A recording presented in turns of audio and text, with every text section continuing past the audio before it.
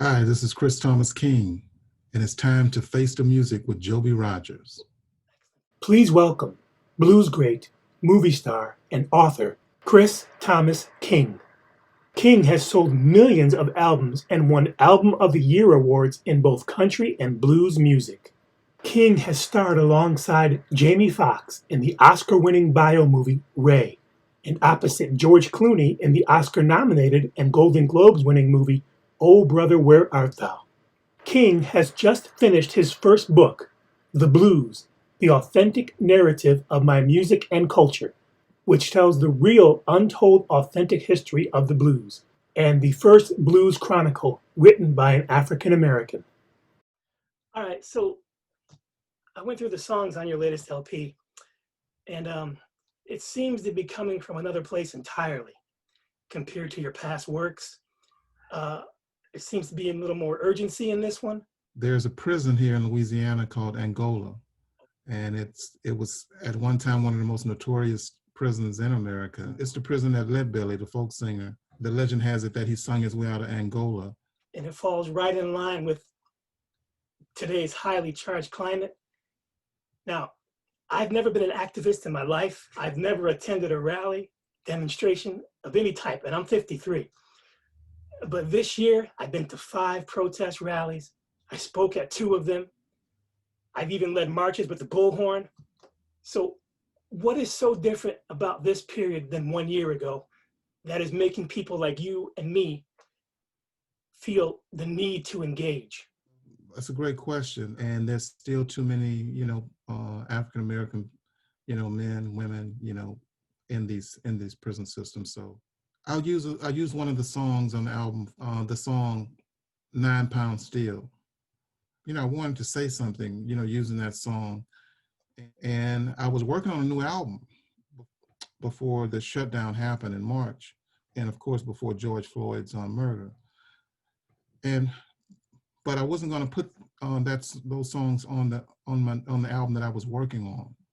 Okay. Uh, but like you said, after all the chaos and people having time to reflect, being able to take a time out because no people weren't working, people were isolated, at home, and they had time to kind of think about and absorb what was happening.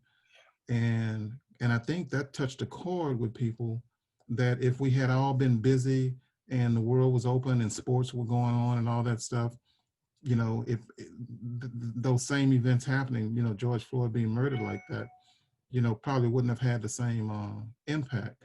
I decided after witnessing those marches and those rallies, I saw the marches and everything through Periscope, where the protesters had their phones, showing what was happening in the moment. And I got inspired by that. And then so I recorded some of the audio with that.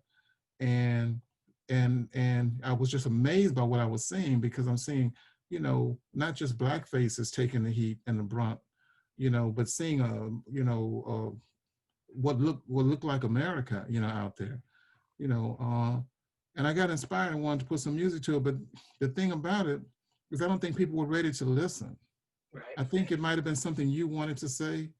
It might have been something I wanted to say, but there, people sometimes have their hearts have to be kind of open to it, or they have to at least have an open mind to let something new in. And so I think a lot of us might have just been, subconsciously putting some things on the shelf that we probably wanted to express. The album was inspired, no doubt, by this summer's unforgettable fires and uprisings. But I think it was just a time, that I felt I can put not just a song out like this, but a whole suite of, a whole album with that theme. What I noticed in my lifetime, well traveled, I've been all over the world. Mm-hmm. And this is the first time I've ever noticed people in Europe protesting about a black man from Minnesota. Never seen that. And when I went to these protests and these rallies, these demonstrations, it's the one thing I noticed is it wasn't all black people. It was a big mix of everybody. Because usually when there's a shooting, there's a black protest, and then there's another shooting. then there's another black protest. It's going to take people of all colors, especially white people, I believe, to make a change. So speaking of your album, the title George Floyd and the following second and third cuts, they deal directly with what's going on, especially racially. What are your thoughts on all that has transpired since George Floyd, including after George Floyd? Still several more shootings of black unarmed men by police. I mean, do you think anything will ever make a significant change? I was inspired, like I said, by this summer and by, I think, the consciousness of Americans and the consciousness, around the world the ground has shifted on this. Yeah. So I do think change is coming. What that change is going to look like, whether or not people are going to, sell out the cause, for a certain position on a board or this, we have to it has to play out. But I do know that the consciousness, has shifted. I really believe that. And so I'm inspired, I'm not as pessimistic as I might be, but I'm not under any illusions, about America's future. It's going to be a constant struggle for a long time to come, I believe. Yeah. It's going to be a struggle because the institutions, in my opinion, some of them may be sincere, but a lot of them, they realize the ground has shifted, the consciousness has shifted, and so now they're ready to put Black Lives Matter on the cornflakes. I mean, whatever. I mean, it's like it's become a thing. And so you have to be wary of commercializing Black Lives Matter or watering it down or having it co-opted. What really, to have real change, some of these institutions just have to be torn down, and you have to you can't reform some of them. And as we're having this reckoning, and then rebuilt those people in the protests, where you saw all kinds of faces, all kinds of colors, all kinds of classes of people, women and men, young and old, out there, taking the heat. The blues don't have a history. Nobody's ever written a history of it. My argument is that my book is the first history of the blues. And what we have had instead, and what people have, is this idea that the blues came from the Mississippi Delta and somehow it's connected to slavery and things like that. Right. But my book it's a counter narrative that corrects the story and give more of an authentic history. Because you're saying that it's coming from New Orleans. Yes. Is the root. Yes, it comes from Southern Louisiana, New Orleans, to be specific. And the word blues is more of a Creole word. Right. It's a take on the French word. It's a creolization of the French word sacre bleu, meaning that you are cursing something sacred, or mocking God in a way. That's why they call the blues the devil's music. You know what I mean? The Protestant folks weren't all that kosher with us taking a song like a nice Christian hymn, like When the Saints Go Marching In, and making it a Saturday night song of party and revelry, where women are getting undressed and people are throwing beads and getting drunk, Bourbon Street or whatever. Yeah. I mean, you're not supposed to do that with a nice Christian Protestant melody. So they call it the devil's music or whatever. But what it really was, the blues was taking a knee, to make the analogy. The blues was taking a knee to white Anglo-Saxon Protestant encroachment on the way of life of people here in Louisiana.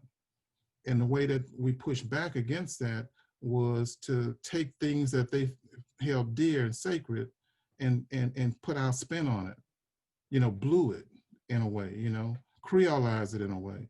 I know that you must have had some exhaustive and extensive research into this to conclude that it came from New Orleans. Do you think the greats would have agreed with you? Yes, because that's who's speaking in my book. That's who I follow. So, and going back to the flag, the song "The Flag," which deals with the national anthem, and you mentioned Jimi Hendrix. That's what he was doing. He was bluing the national anthem. He was taking something that America held sacred, and then he put his subversive spin on it to make his statement, you know, and that's bluing it. That's what the blues is. It's kind of like taking something that someone holds sacred, but then twisting it to your own means or whatever. And you could do that, or you can stand there real stiff with your hand on your heart, when the NFL games start, and give your pledge allegiance, to this song that half the lyrics was about, Slavery. keeping slaves in yeah, keeping slaves in check. So I mean, you can do your pledge allegiance to that, or you can take a knee, you know, or you can take the guitar and create your own work of art, twist it and give it new meaning, new, so that's so when I say blues, that's where I'm coming from with blues. It's not the Anglo word, and I keep using words like Anglo and Creole, uh, and I do that specifically because I think when we use words white and black, we're talking very general at that point. Right. But the Anglo language, the English language, the definition of blue in the English language is sad, melancholy, down in the dumps, this type of thing. But in French, the word blue can mean blue entertainment, like Richard Pryor, Right. Red Fox, you Yeah. know, the Sex Pistols, you know what I mean? I mean, blue entertainment is like, it's a whole different kind of thing. So we're not talking about the same blue. So Right. when you get to Louisiana, where we were Francophone, everybody, all the black people in Louisiana basically spoke French, and had to learn to speak English, be trained to speak. They had to make that the state language. When blues was defined in the 1890s, uh, and it came about when Plessy versus Ferguson happened in 18 around 1896, is when the Supreme Court ruled that separate but equal was constitutional. Well, the New Orleans people were the ones who challenged that and took that all the way to the Supreme Court. And when they ruled that Plessy versus Ferguson wasn't going to be the law of the land, then that's really, it was during that time that the blues kind of was created. Yeah, and this idea that the blues came from the Mississippi Delta and from Mississippi and from slaves. The fact is that there were never any black slaves in the Mississippi Delta. That never happened. And not only that, when the blues was being created in New Orleans, the Delta was just starting to be, people were just starting to move into the Delta and chop down those trees and build levees. So a lot of the plantations that we see in the Mississippi Delta, they weren't there during slavery. They came about in the 20th century as sharecropping plantations, Right. but they didn't exist all throughout antebellum time. And of course, in my book, when you say things like this, people are going to say, well, what? That's a whole different narrative than what people are used to. But I have to write, but there's a lot, I have over 300 and some citations in my book. So this is not me just making up some stuff. In there, humble beginnings. Was it difficult for you to relive any of those moments? Well, yeah, my book breaks down into 3 acts, 3 sections, the authentic narrative of my music and culture. Mm-hmm. And so the first section of the book deals with my culture. And so I deal with how the music and how the guitar left Northern Africa, made its way into Spain, and made its way into Louisiana, and was found in this place called Congo Square, while the Africans would gather and play their music. And yeah, and so that's mixed in with the Haitians after they fought the war to free themselves from the French in Haiti. And they came into Louisiana and brought, their rhythms, some of the Caribbean rhythms that are in our music. And they brought red beans, they brought a little voodoo. So they brought some culture in there, and some fierceness too, because they fought for their freedom and they came to Louisiana and remained free. So all throughout slavery, there was a large amount of African Americans or Black people in Louisiana that were never enslaved, or some were enslaved but bought their freedom through manumission. So we had a large amount of free people who were doing quite well in Louisiana. And so I deal with that early section. That's called my culture. And then I have another section that deals with the origins of the blues, how the blues came about. And the person that really drives that narrative and is the protagonist is Jelly Roll Martin. And Jelly Roll Martin is a wonderful character, you know, very colorful genius. And he really, he wasn't maybe the first one to play the blues kind of thing, but he was the first one to shape it into a philosophy, you know, and to understand that it was much bigger than him, and that it was like going to challenge, you know, classical European, you know, high art music. Was anybody threatened by that? Oh yeah, They were, big time. America was totally threatened by it. So, so yeah, I mean, they were totally threatened by it because, like I said, you know, the blues that I'm representing, the culture that I'm representing, is subversive just by it was invented as a subversive Right. expression. You know, freedom of expression and the pursuit of happiness, and that's that philosophy that's in the music. What were the challenges? I mean, research-wise, literally, psychologically, logistically, in bringing this book to life? And were there any new self-discoveries for yourself Oh during the yeah, oh process? yeah, oh yeah. I've always been a bit of a rebel, you know, and so I never totally bought into the narrative that the blues had to be, you know, the sharecropping thing, because you have a lot of blues musicians like Keith Richards or Yeah, Jimmy Page or whoever. They never picked any cotton, you know what I mean? So they're not measured by the same measurement that the black musicians had to be measured by. And you know, one thing that was a revelation to me was, you know, I didn't like the way that it was the whole thing was set up, where it wasn't your artistic expression or your songwriting, your musical capabilities that were the real measurement of whether or not you were authentic blues. It was, did you pick any cotton? Well, how much cotton did you pick? You know, what plantation, what did you spend any time in prison? You know, well, how long were you there for? You know, these are the kind of, these things don't have anything to do with music.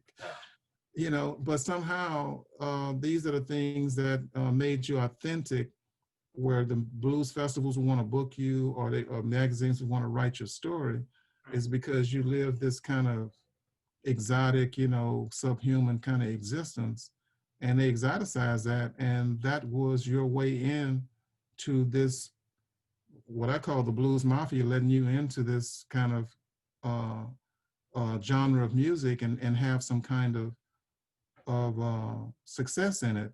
But if you came and you know, you charted out music, maybe you wanted to add some strings in, or maybe you didn't, or you know, where you have more freedom to kind of do your thing, the way the early guys did it, that was shunned upon, and you were kind of you become isolated, you know, by doing that. Like when I wanted to merge hip hop and blues, I met all kinds of resistance, because blues is supposed to be this primitive uh, expression, right.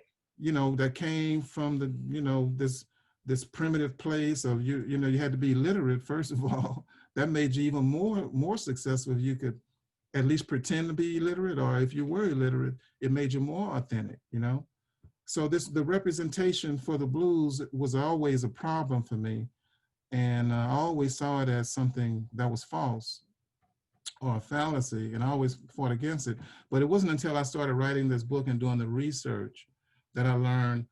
I knew something was wrong, but during the course of the writing and the research, which took about 10 years, and a trip to Africa, to Nigeria, it took about 10 years for me to understand why and how. So I not only lay out the problem, but then, you know, in this book, I tell you how it happened and why it happened. So, what is the particular message in your book that you want readers to come away with? Uh, the big overarching thing that I'd like people to come away with, and this goes back to what we're experiencing right now, where there's a reckoning, what we were talking about earlier. Yep. We've been lied to in America, not just Black people, but all Americans. It's built on mythology, fairy tales, you know, and these kinds of things. If you would just do even just a few minutes of research, you will see the truth behind those, idols. And it's not too hard to find.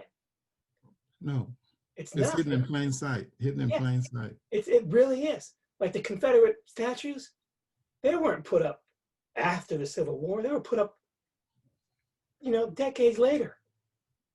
To kind of Right, put that reminder out there. right. And people just don't, they think that the war ended and they built the statue. I'm like, Yeah,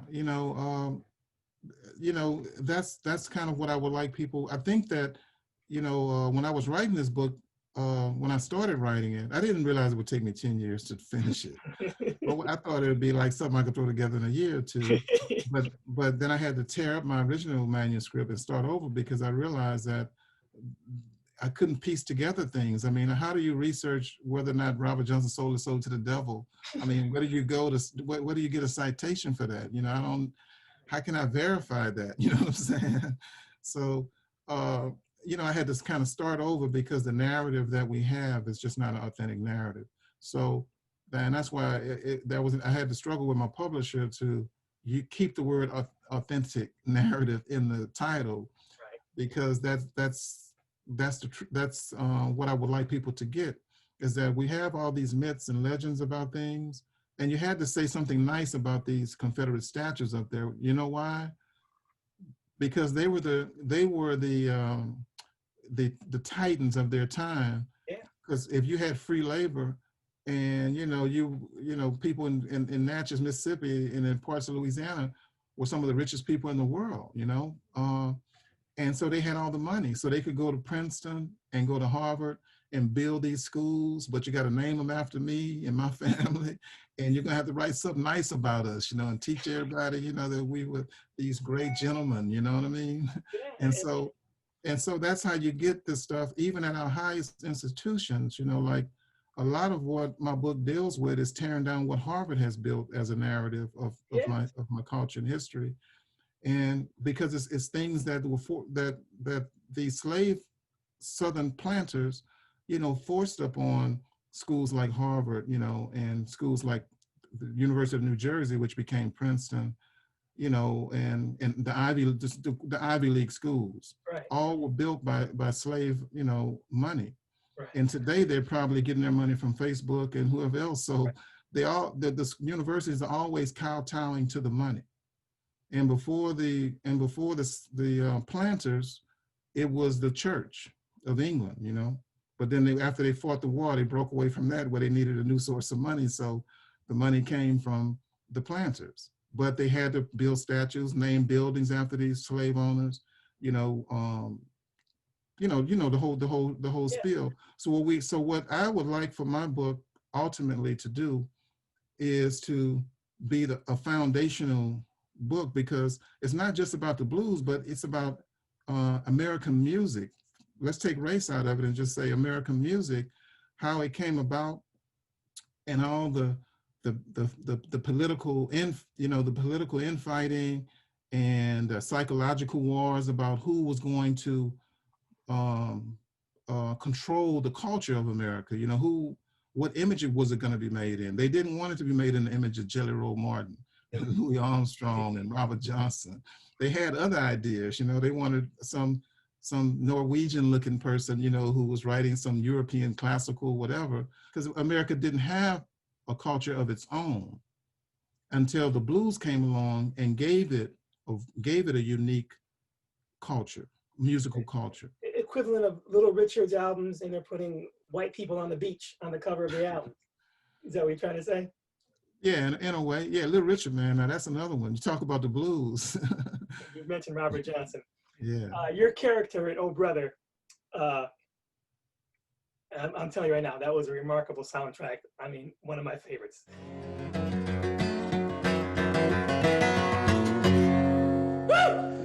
Hot damn, son! I believe you did sell your soul to the devil. How kindred are you to the bluesman Tommy Johnson that you were talking about?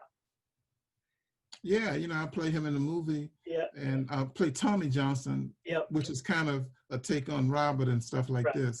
So that was a kind of a spoof movie where they took all these things from from like this old the Odyssey, you know, Yes. and they the old book, the Odyssey, and they play with all these different, the one-eyed Cyclops, you know, with John Goodman, the Klansman with the one eye, you know, one hole, and you know, so we had a lot of fun with the movie, and it was a blow up of a lot of Southern superstition and things like that. It had lots of layers to the story, you know. Yes. Every time people watch it, they say they see something new. Yep. And you know what, man? We're celebrating the 20th anniversary of that movie being released. We just had now I'm 100 years old, man. Thanks for that. 'Cause I saw the movie. I watch it every time it comes on. I saw you in concert at the Old Brother Tour. Yeah. When it came around here to Connecticut, I went down. I saw that. Oh, fantastic! I'm just telling you, man, that soundtrack is just, there's not a cut on there that doesn't work. It's perfect, and that's rare. So originally, your co-star George Clooney was insistent on singing "Man of Constant Sorrow," and which, for lack of a better word, from his own mouth, he said it was a disaster. Were you witness to George Clooney's attempt at singing? But George, he could sing, you know, he could sing. I mean, Rosemary Clooney, you know, is in his family, so you know he can do a little. But it was a good decision by the Coens to have Dan Tyminski do the vocal. And I remember a running joke on the tour was that Dan Tyminski's wife, you know, when she heard her husband's voice coming out of George Clooney's body, you know, I mean, it was quite a thing for her, you know what I mean? That was like her ultimate or whatever, you know, but yeah, that movie was so much fun to make, man. And it was a great experience. Now, it was my first major motion picture. Yes. And so I'm working with Clooney, I'm working with the Coens, I'm working with some great filmmakers, a great crew, great cinema photographers, the whole thing, you know? Yeah. And I'm thinking, well, this is how movies are made, you know, but it's not. I've made about a dozen films since then, and nothing has really reached that type of experience that I had working on that film, because I was working with the best of the best. Yeah, it's like Shawshank. It's one of those things that works from A to Z. Everything there is, you know. It's you know, even if you get all the right stars and talent together, sometimes the planet don't line up. So something was going on special with that. And yeah, so I mean, we're in our 20th anniversary. We just did we all got together and did a Zoom thing. Clooney, John Turturro and Tim Blake Nelson, and some of the musicians, Dan Tyminski and them. We all just did a Zoom thing for the Nashville Film Festival that happened last week. So it's probably still running in theaters I don't know if it's in theaters, it's probably online somewhere. So if people are online and you go to the Nashville Film Festival website, you'll probably, you know, hear us reminiscing about our 20th anniversary of Old Brother. I'll make sure to put a link to that in there. So you took control of your master recordings early in your career. Mm-hmm. So your role in Ray, opposite Jamie Foxx, focused on the cold, calculated atmosphere that a lot of musicians face. You know, all artists in their inceptions kind of deal with rejection, no doubt about it. What did you learn from that, and how did it affect the way you approach the business side of music? I mean, were you frustrated at any point in your career when you came to the realization that it just wasn't just about the music? I'm gonna share something with you that I haven't really shared with anybody else, you know.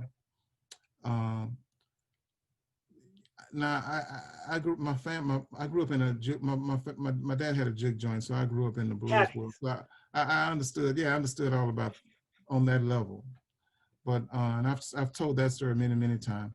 But what I haven't told people is that how gangster the Ray movie was. And the reason I say it was gangster is because, you know, well, the music business, you know, it began with the mob in Chicago, you know, Al Capone and people like that, money laundering and all that. I mean, this is how the music business that we have today began, you know, with blues musicians from Louisiana being up in Chicago in the 20s and working for the mob and working for the mob in New York. And you get the William Morris Agency and all this other stuff. That's how it all kind of got started. And so Ray was still in that world. I still haven't gotten paid on the music from Ray. I mean, I think we sold like, I don't know, almost 1 million records. And it was like, so I remember being on the phone with Emmett Ettigan, you know, the guy in the movie who was Ray's A&R guy and signed Yep. in the Atlantic Records. And I called him up and I'm like, hey man, you know, why, because I was struggling with Ray's managers about, because Ray died right before the movie came out. Right. But there was a lot of things that was supposed to happen with the soundtrack and all that, because I had done, you know, I'd recorded the soundtrack with Ray Charles. But man, you know, it was just old school gangster, you know. But that didn't diminish my experience, you know, working with Ray Charles. It didn't diminish my working with Jamie Foxx, working with all those great actors, man, that was involved in that film, you know, and working with the direction. So I had a great experience. It was a great movie. But the music business part of it is just like, come on, man, we still doing it this way. We still doing it like this, you know? Right. To give you an example of how absurd it was, Ray Charles Jr., Ray Charles's son, put out a book around that time, and he used a picture of his father on the cover of the book. And Ray Charles' manager sued Ray Charles Jr. for using the photo. And it was like that, you know, it's like even his family was like, it's just, you know, it's like, You know, I talked to a few of my idols, basically.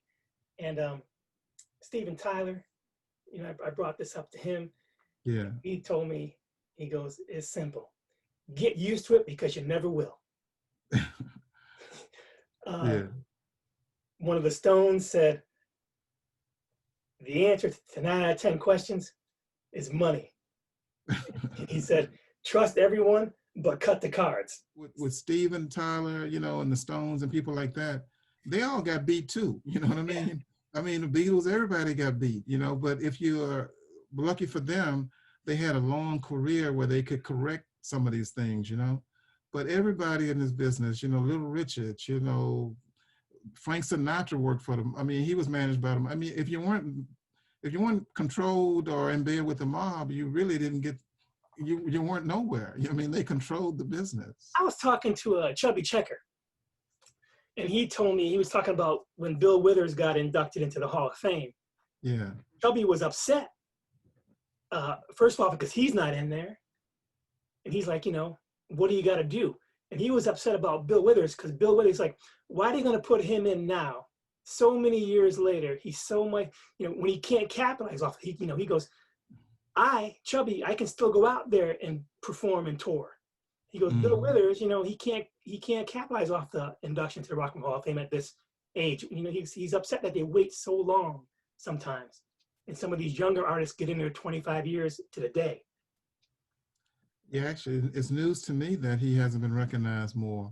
Yeah, I mean, they recognize he was a transformative artist, you know. Yeah. I mean, the music that he did at that time, and the boundary and he broke boundaries at that time, you know, and that, you know, but sometimes a guy like Chubby Checker, a guy like MC Hammer, you know, somebody that comes along this art form that everybody's so afraid of, you know, Right. rock and roll is just another word for blues. Yeah, of course.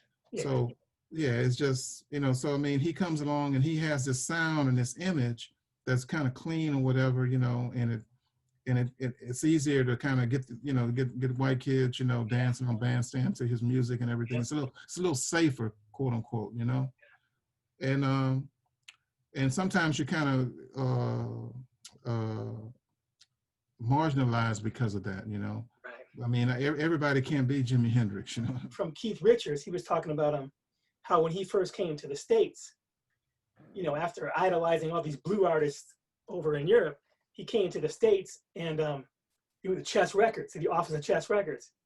And he said he walked in there and there was this ladder and there was a man up on the ladder in white overalls painting the ceiling. And he goes, he came down the ladder and it was Muddy Waters. He said, so this blues man that I've idolized my entire life, I come to the States and there he is up in the Chess Records painting the ceiling, you know, paying his dues for recording sessions. Yeah, he's not painting the Sistine Chapel. He's painting painting a studio, recording studio that he's made millions of dollars for. But that's the business that we all come out of. And if, you know, only a few people are successful enough, long enough, you know, to actually, you know, go back and kind of get what they've, you know, what they deserve. I don't really see myself as much in the music business these days as I am in the music business. Don't get me wrong. I have a record label. I put out records. I'm promoting a record right now as we speak.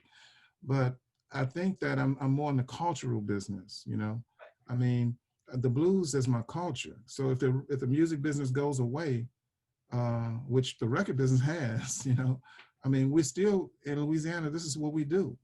You know, music is such a big part of our culture and the way that we express ourselves. For you, was the blues, was it a mutual attraction becoming a blues artist, or did it just happen upon you because of your dad?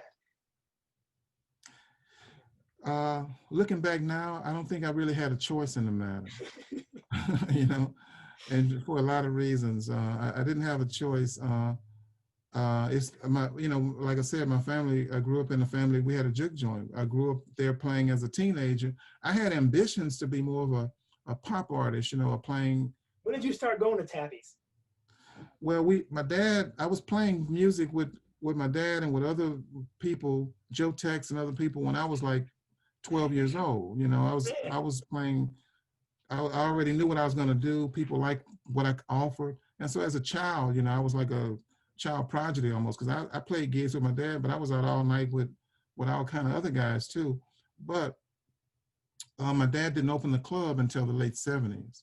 And so when he opened the club, you know, I was, you know, a young teenager when he opened it, and then it was the family business. Now, I didn't always want to be there, you know what I mean?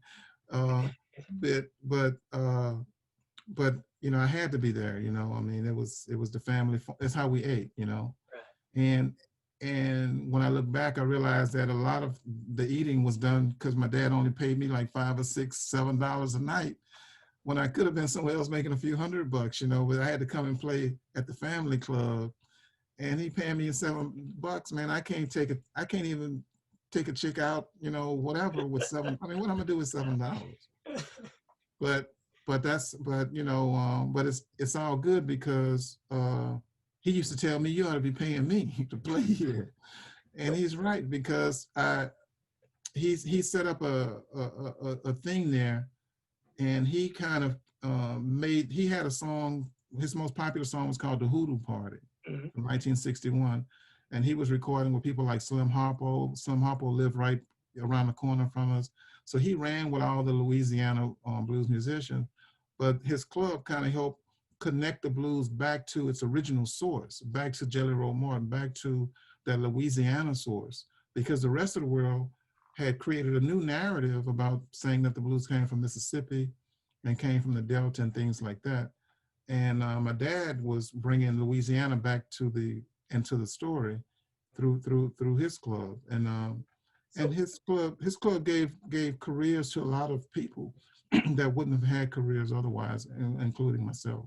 With artists like Johnny Lang, who I've seen a couple of times in concert, met him a couple of times, interviewed him a couple of times, is the blues evolving in ways you like or dislike?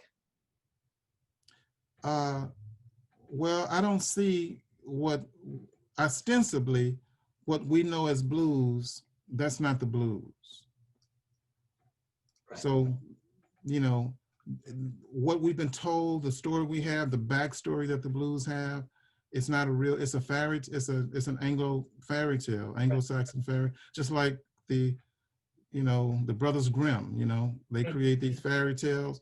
Well, this story about the blues and the crossroads and the slaves singing and the field hollers and works, all that is bullshit. It's not, that's not real.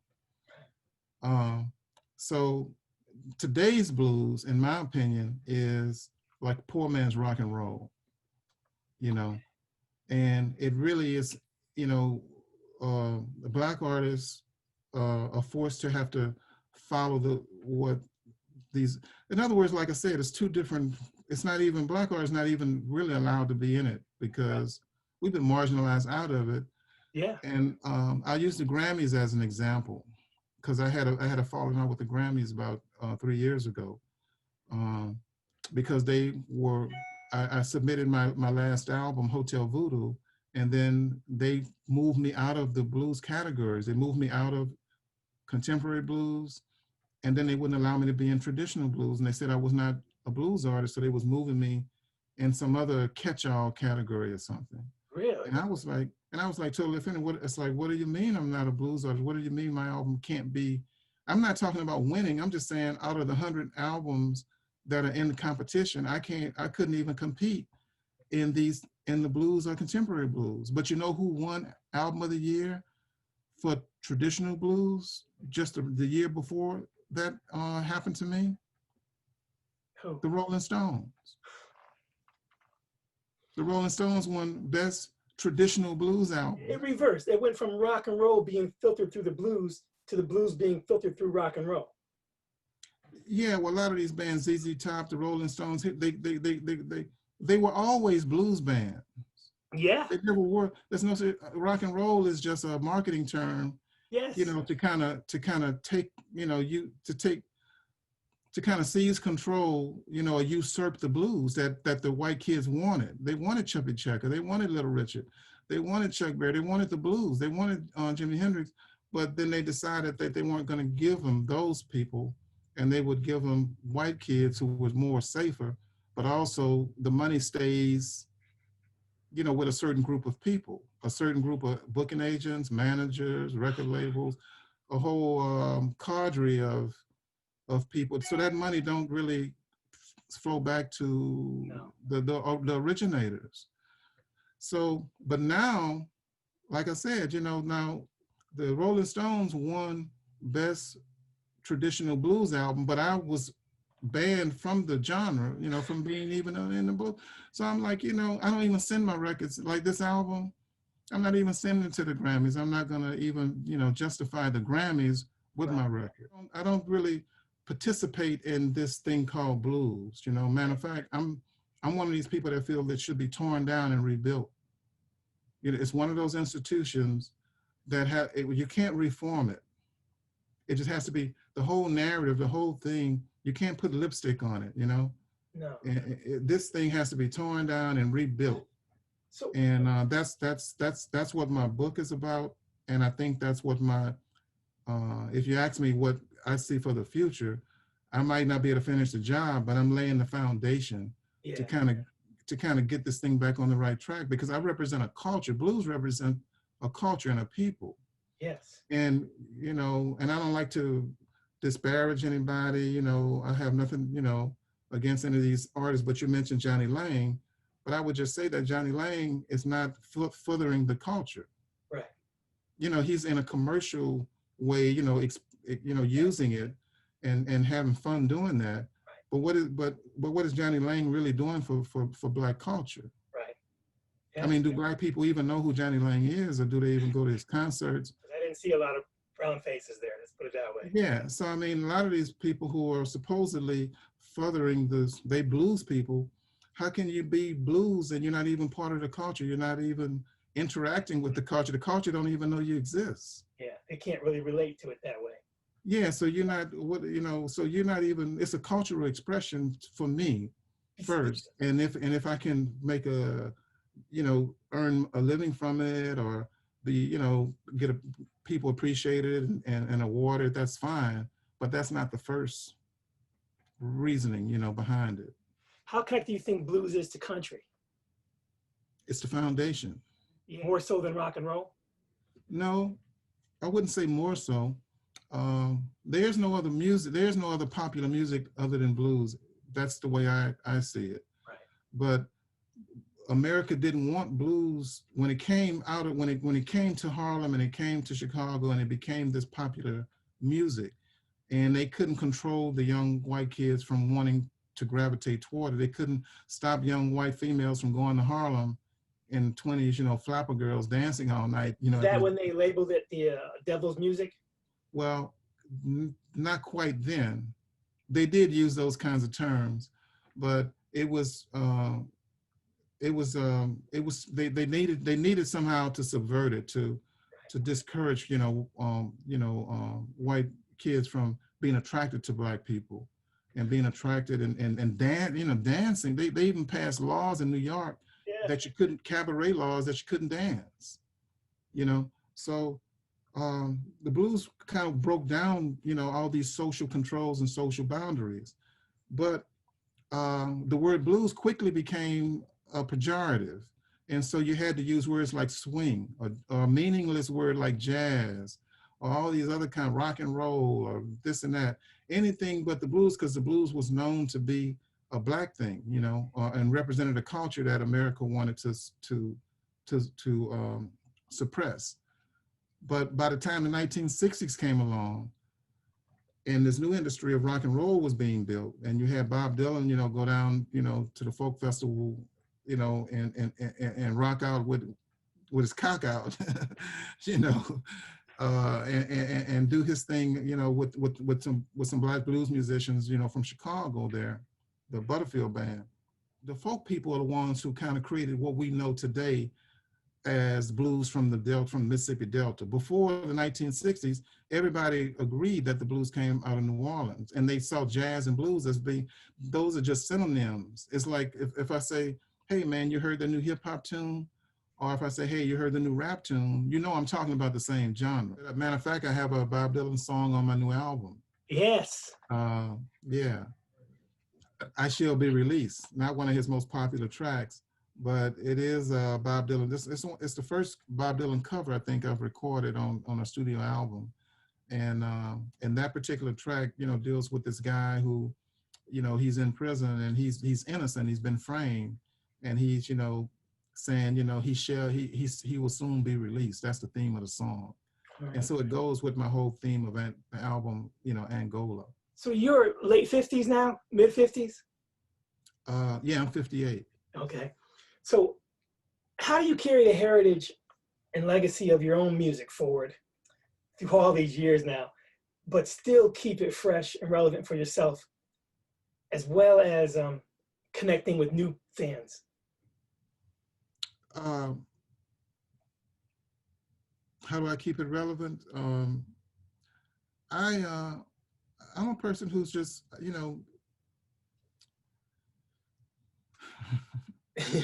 I mean, the thing about dying is, will I still be able to hear music? You know what I mean? That's how much music means to me. I really experience the world like through my ears, Yeah. And that's one reason I don't watch a lot of TV. I can listen to television, listen to things, and I hear things, I think, even more clear than trying to see it, It's hard to explain, but my ears really is how I see the world, kind of. Yeah. Or a big part of how I see the world, and so I listen to all kinds of music, man. I'm into all kinds of things. I think my body of work kind of says that a bit, but today's music, the way it's produced, it just isn't. The way it's produced, somehow, the ease of how it's produced, and how it doesn't have regionality to it much anymore. Right. Used to, now I'm now sound like an old guy. I'm talking about used to be, but used to, it wasn't long ago that if you heard a certain tune, you knew that it was from the Bronx, Right. or you knew it was from LA, or you knew it was from Memphis, Right. or you knew it was from, you knew it was from Seattle. You know what I mean? It had roots. Yeah, but today's music, it could be coming from Switzerland, South America. Exactly. It's so homogenized now, and it's so cookie cutter, where it's so easy, if somebody have a hot sound, everybody can easily, emulate it. And so I think we've lost a lot of personality and everything, and that goes back to what the blues was all about, freedom. The blues was breaking away from the written score. The Right. church had to approve your poems, approve your creativity. It had to be sanctioned by the church. That Right. was in the old world, and we broke away from that. I mean, the blues was Then, felt. You know, it was felt. It wasn't Well, manufactured. dealt with on more labels than just music is an emotional thing, Yes. but blues spoke to people on many different levels. What I'm saying is that before the blues, there was like march music, you know, music of the opera, music of the stage, but you always had to follow the rules that the conductor set out, and you Right. couldn't deviate from it, you know. And if you're marching, everybody's marching in step, and they got to play to a certain, and there's no individuality. You just can't break out in the middle of the of an opera and just or the middle of a symphony tune and just stand up and just start soloing. You know what I mean? You'd be tarred and feathered, you know, by the conductor. You'd never play in that theater again. So the So blues came along and gave, you know, people, especially for Black people in Louisiana, it was a way to put our personality and express our thoughts, you know, uniquely, because the written scores and the written music from Europe they couldn't even capture our expressions. They didn't even have enough notes in the scale to even capture it. You know, they didn't even know how to write it down. You can't really write it down. It's emotional, right. but the reason it's not that early blues people didn't write music. They could read and write music, but it was insufficient to capture what they were expressing. You couldn't write all those bend note when you bend those guitar notes and bend those notes on the trumpet and all those slurs on the trombone and playing with the toilet plunger and all of that. I mean, how do you notate that? So There was no system for it. in that vein, what do you think are some of your personal attributes that you brought to the table? What I'm saying is that now that it's gotten so homogenized and so cookie cutter, where's the free expression? Where's that uniqueness? You know what I mean? So where's that musician who in the middle of that electronic drum beat, how does he express his uniqueness and his freedom of where is it? You know, I can't feel him. You see what I'm saying? It's all just kind of like this. It's going back in a way to being so monotonous and so stringent and so restrictive, Right. until a lot of that free expression is being lost. And Is there people, a chance to yeah. flip that? Oh yeah, yeah. You can flip it. You can flip it, but yeah. I mean, listen, the blues, the real blues, it's not going to be lost, but that's okay. But their work some, you know, art, you know, can have a long life, you know. And sometimes like I'm talking about art in general. I mean, talk like Basquiat, you know, a painter, you know, out of New York, you know, who was painting stuff on the street and graffiti and things. And now if you don't have a few $1,000,000, you can't buy a Basquiat painting, you know. So I mean, some art has its time, but I mean, everybody might not know who Basquiat is, but he's there. When you're ready for him, he's there. You know, Van Gogh will be there. You know, different, you know, art. You know, if you write a great poem, some great literature, do something that move people emotionally. You know, open their minds, enlighten them or something, and it can have a lasting effect. You know. And you can't measure it necessarily in the course of a release of a record, you know what I mean? So that's why I say I don't really operate by the rules of the record business anymore, because first of all, the record business is in the past. There are no records anymore, so it's all streaming. But I don't really think no more in those terms and being restricted by those things. I feel I'm creating some art, and I put it out there in the ether, you know, and maybe it'll touch somebody today. It might take some years to reach somebody else, and maybe somebody will be inspired by it and create something brand new. But at this point, I'm lucky that I've had some commercial success. But like I said, you know, I no longer submit records to the Grammys because I thought I wanted to reform the Grammys, and I was on the panels. I would go out to Los Angeles and work with them on the, you know, I did that for a few years. So I know how the committees work. What you face trying to go against the Grammys? Was it political?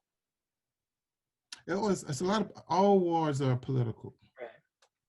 All wars, there's a lot of politics in all wars.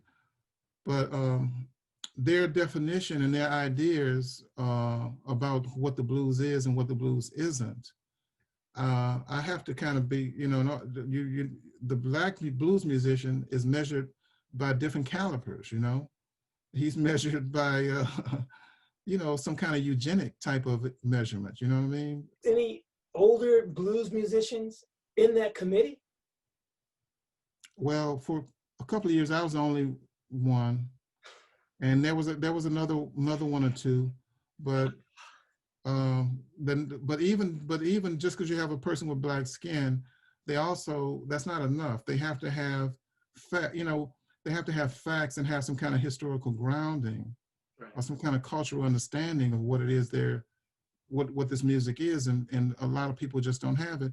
But I can't blame people too much if they don't know. You go into the library and you can't find this information because no blues people have written this story.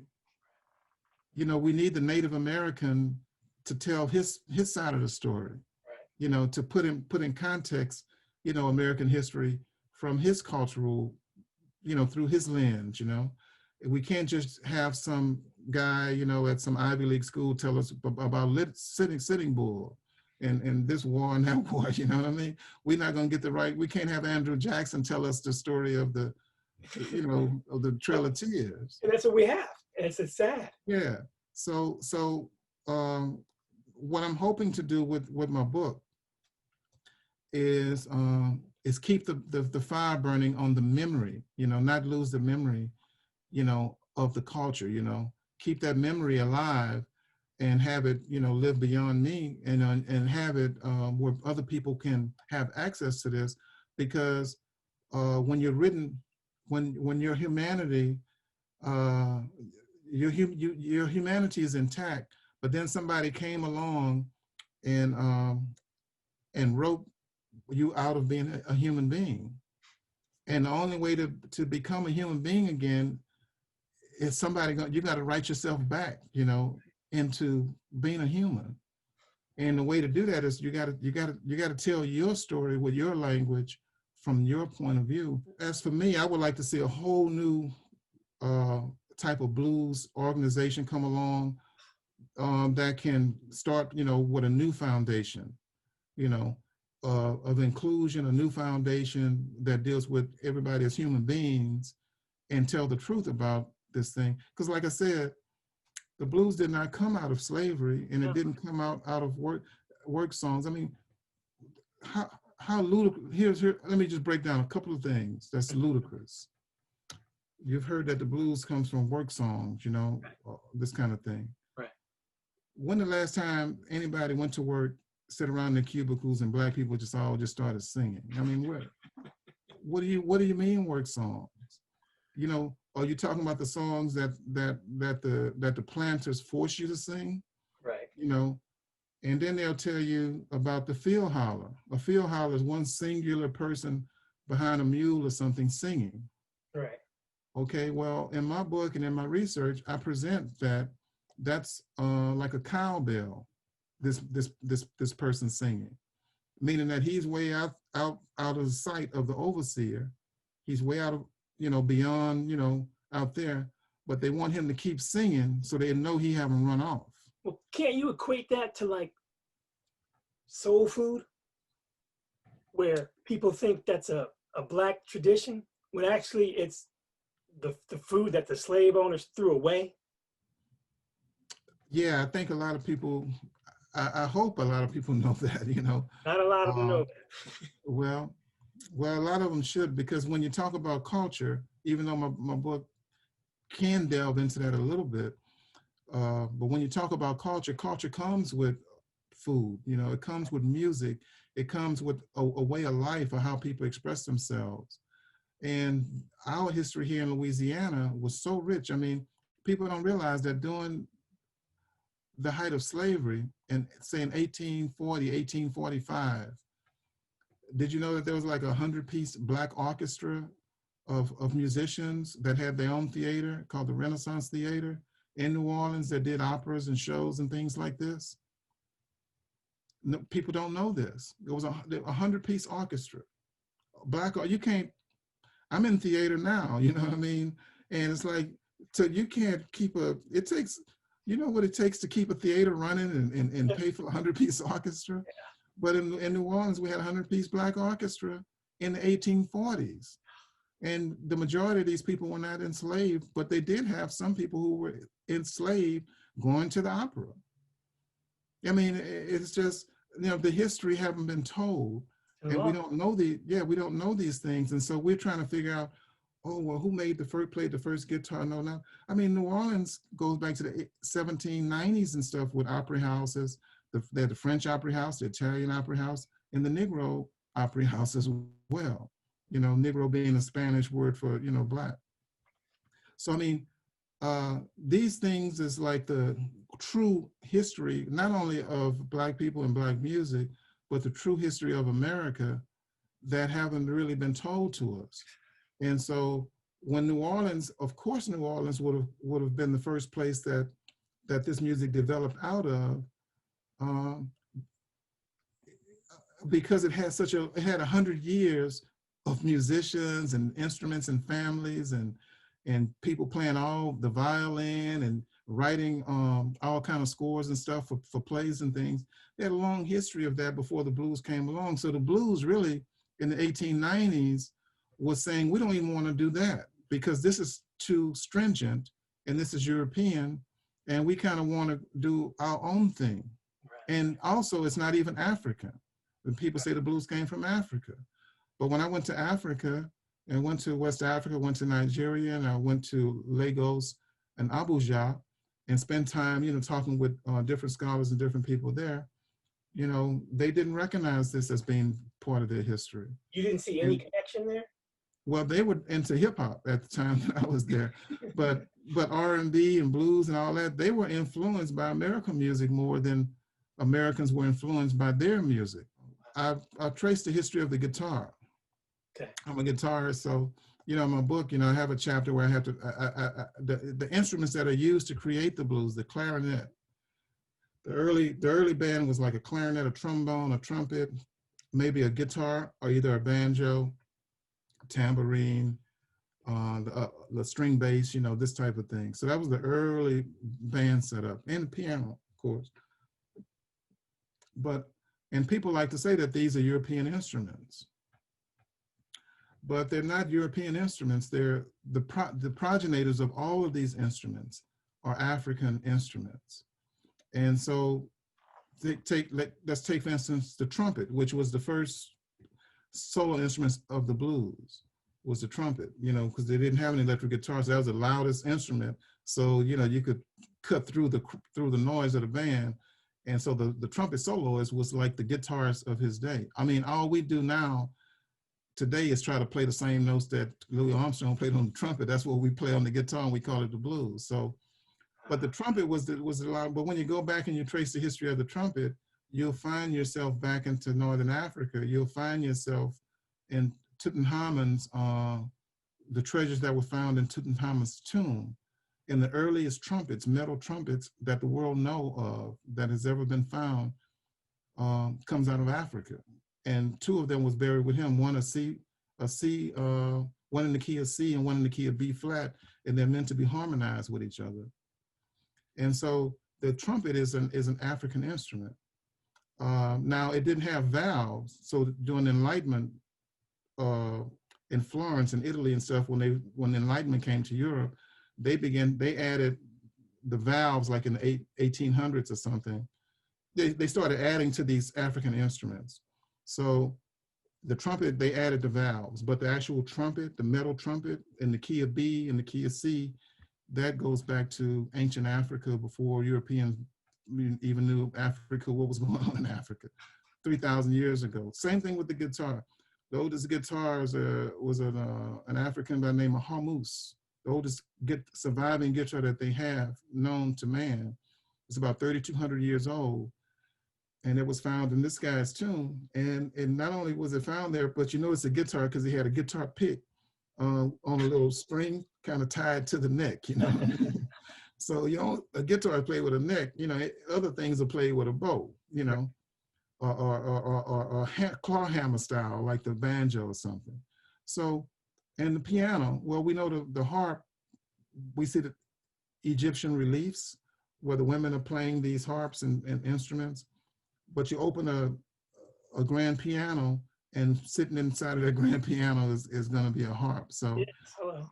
yeah, so the Europeans added the keys, where you can play it with ivory, the keyboard, they added that to strike those strings of the harp, and that's what we call a piano. I So mean, they if you get a bird's eye view of piano, it's shaped like a harp. it's a harp, yeah, and that's an African instrument. So all of the instruments in the European orchestra that I know of, when you go see the symphony, all those instruments, the primogenators of every instrument in the European orchestra, the primogenators are all African, either from West Africa or Northern Africa.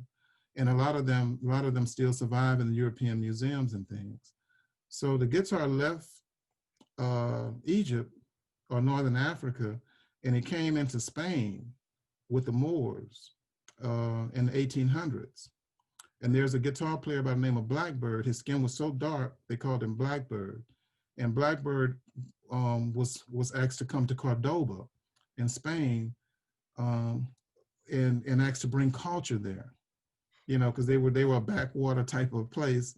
And, the Visigoths had done their damage or whatever. And he came there with his guitar and set up a I guess you can call it a school, but not officially a school. But he did a lot of learning and teaching there. He taught people, he even brought toothpaste, to Spain and showed people how to brush their teeth and things, and groom themselves. But this man, was a major guitar player, and he added like the fifth string or something to the guitar. But then when the Africans were kicked out of Spain, in 1492, and they began to sail around the world, some of them as conquistadors and things like that.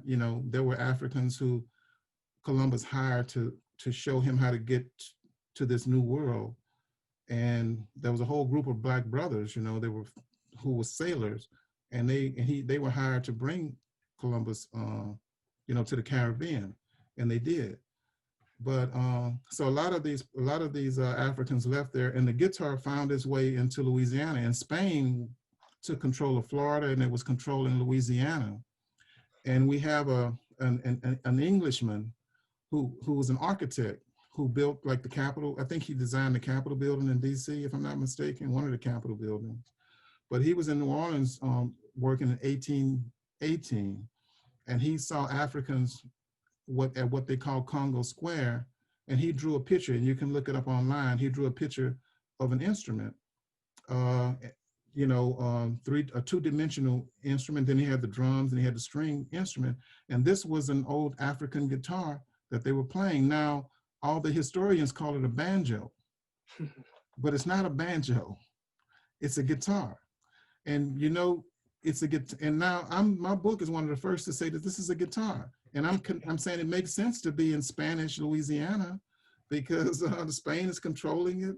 They have trade going back and forth to Spain, and so yeah, of course. So, but a lot of people have called it a banjo, which is a whole different thing. You find a banjo in like Virginia or South Carolina or something. But New Orleans is connected with Spain and with France, the Latin world, more so than the Carolinas and Virginia. They're more Anglo-Saxon. So anyway, when you look up this image, you're going to see a big sound hole in the middle of this guitar, of this instrument, and it's a big old sound hole underneath the strings, right? Right. A banjo doesn't have a sound hole. No, it sounds. A banjo is like a drum, like a drum head or something. There's no sound hole. No. A sound hole is the signature of a round sound hole in the middle of that body is the signature of a guitar. Yeah. Yeah. So that's the earliest images and stuff, and how the guitar and some of these instruments made its way into Louisiana. But uh, even though these instruments date back to ancient Africa, the ancient Africans didn't express, they didn't have freedom of expression like we have here in America. So that's why what came, the blues being born in Louisiana was very unique to the world. More Africans went to Brazil or other parts of the world, the Caribbean, than came to North America. Only 3% of all Africans that were enslaved during the Atlantic slave trade, only about 3% came, of all Africans came to America. And so you would think that if this was an African music, it would have appeared in Brazil first. You know, that's where most of the people were, or somewhere else like that. But it came out of Louisiana, and that's a whole nother, you know, that's why I wrote a book. We can't talk about all of it, but there's certain reasons. There's certain reasons why it came out of New Orleans and not out of Mississippi, or not out of Alabama, or not out of South Carolina. There's very specific cultural reasons why it arose in Louisiana, but that's a much longer discussion, and that's why I wrote a book. So you're very, very well traveled, as am I. I mean, what an education.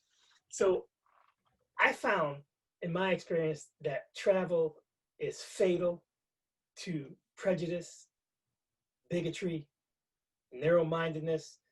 I mean, I've learned that all people laugh, cry, work, worry, and die. Was traveling a similar experience to you? Yeah, I think I couldn't have written the book the way that I did and be so so sure of what I've learned in my research if I hadn't spent time abroad. I mean, I've lived for several years in Europe, in Copenhagen, Denmark. I lived in London for a little bit, and then I ended up living in Copenhagen, Denmark for a couple of years. Wow. And and at that time, I didn't plan on coming back to America. I thought I might just settle in France or stay in Scandinavia.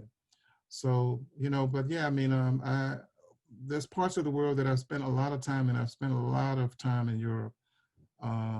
And, you know, I visited, you know, China, you know, Shanghai, and places like this, Russia, you know, Romania, you know, all these, you know, Western Europe countries and stuff. The place that I haven't spent as much time traveling, which I hope to do in the future, is South America.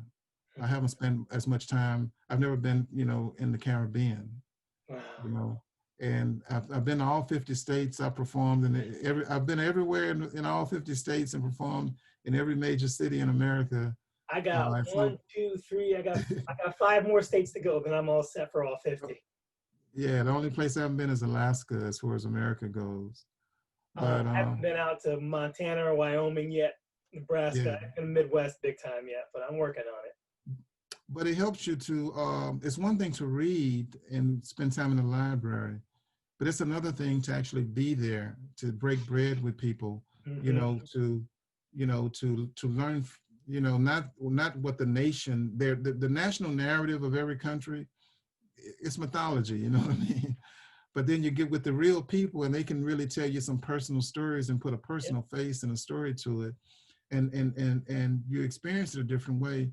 And so to bring the travel and all the different people that I've touched and have touched me, to bring all of that back into the library, into my research, into all those grueling nights of trying to figure out and piece things together and trying to understand, you know, what it is that I was finding. Because every time I turned the page, every time I found some old text, you know, that was out of print, you know, and I had to wait a month or whatever to actually get my hands on it, you know, it was just, you know, you tear back a layer and then there's so much, you see so much more, you know, there. I mean, I actually could write a whole series of books, you know, but I had to narrow it down and try to stay focused with my narrative, you know. So, but traveling, like you say, you know, it is a huge part of understanding culture, you know, and then and if you travel with an open mind and an open heart, you know, you find how beautiful it is to. I mean, what would the world be without different cultures and different kinds of cuisine and different ways of people express themselves and deal with family and friends? you know, we don't, I mean, a homogenized society, you know, to me is just so much less interesting. Yeah, and I think that's what pains me the most is that all of that traveling I've done, I mean, that was the original idea for here, was to bring all these cultures together and celebrate them all. And it's just, it seemed to be the opposite. You brought them all here together and then you separated it. Well, I don't think they planned on bringing us all here to, some of us came here and changed, you know, so, uh, but how we got here, you know, we came on different boats and different classes and stuff. But I think now that we are all here, it's time to write a new national anthem that includes all of us. You know, it's time to create new institutions that include all of our stories. You know, we don't need to have any tribe in America demonized. No. If you're going to create some fiction, make sure that I'm not the monster. You know what I mean? I don't need to be the monster, you know, in the story of America. You know what I mean? Don't demonize it. Don't call me the devil's music and, you know, make me the, you know, the witch. You know what I mean? We don't need we don't need any more witch burning. On that note, I mean, with the pandemic and the lockdown, I know you had Lackawanna Blues coming out on Broadway, but now they're dark until May of 2021. I'm glad you mentioned that because I'm in negotiations with Broadway right now. We're actually going to officially to Broadway in August of 2021, and we'll run through to December. Okay. So yes, that's in the works. Good. Officially on Broadway, yeah. And Broadway is trying to make a change too, to tell more diverse stories and they really need to be updated. They need to, because they get people from all over the world to come there. And if any place wants to spread a message in the States, that would be the ground zero. Yeah. Yes. So with more and more artists on both sides of the fence, using their platform to speak out politically, what do you think the role of artists specifically now needs to be in today's climate? I mean, do you think it's better to use your voice and risk losing fans? Because I'm getting that a lot. Or are there boundaries? I think everybody has to make that choice, you know, of where they fit in. I mean, it's for me, I can just tell you about my journey because it's hard for me to give other people advice, you know. I mean, because I've had some success, which is, and I've carved out a certain niche for myself, a certain space, and I have a certain fan base that like what I do. You know, they like the fact that I'm avant-garde, you know, a bit, you know, a little different. I'm not the typical blues musician. Right. And so people like that about me, and I have a fan base that I can survive with. I'm not trying to be on one of the judges on, you know, singing The Voice and all whatever this stuff. I'm not Dancing with the Stars anytime. I don't, you know, I'm not interested in this type of thing. You know, I'm not just doing anything to be famous. You know what I mean? Right. So we live in a culture right now where, and it's a bad place to be. It's a very dark place because people say and do things for clicks. Right. You know, look at me. You look at me. You know what I mean? And it's like, and you try to, and there's a new entertainment industry being born of influencers. You know, where, you know, any kind of news, any kind of image, any kind of thing. And that's what people talk about, not because it's something that they really know a lot about, right, but they're just using all kind of conspiracy stuff and all kind of crazy stuff to get people's attention. They get your clicks, get your attention, and then they try to parlay that into some kind of, you know, sell their influence, you know, as hawking some product or something, and that's okay. But if you want to do music, and the thing that inspired me is not that type of thing, but music itself, you know, the spirituality in the music, you know, the freedom of expression that the blues, you know, allowed me to kind of find my voice, my unique voice, you know, and these kind of things can get lost. So it's hard to do both. Right. It's hard to really stay true to yourself and do both, because when you look back at history and the artists that we really love, were they playing to sold out stadiums? I mean, you know what I mean? You know, they get in a Chevy van or a little station wagon, and they drive from New York all the way to LA to go play a week of gigs out there. You know, so I mean, all these Charlie Parker, Jelly Roll Morton, Robert Johnson. I mean, all the artists that we speak of today, like they're so fantastic and so great.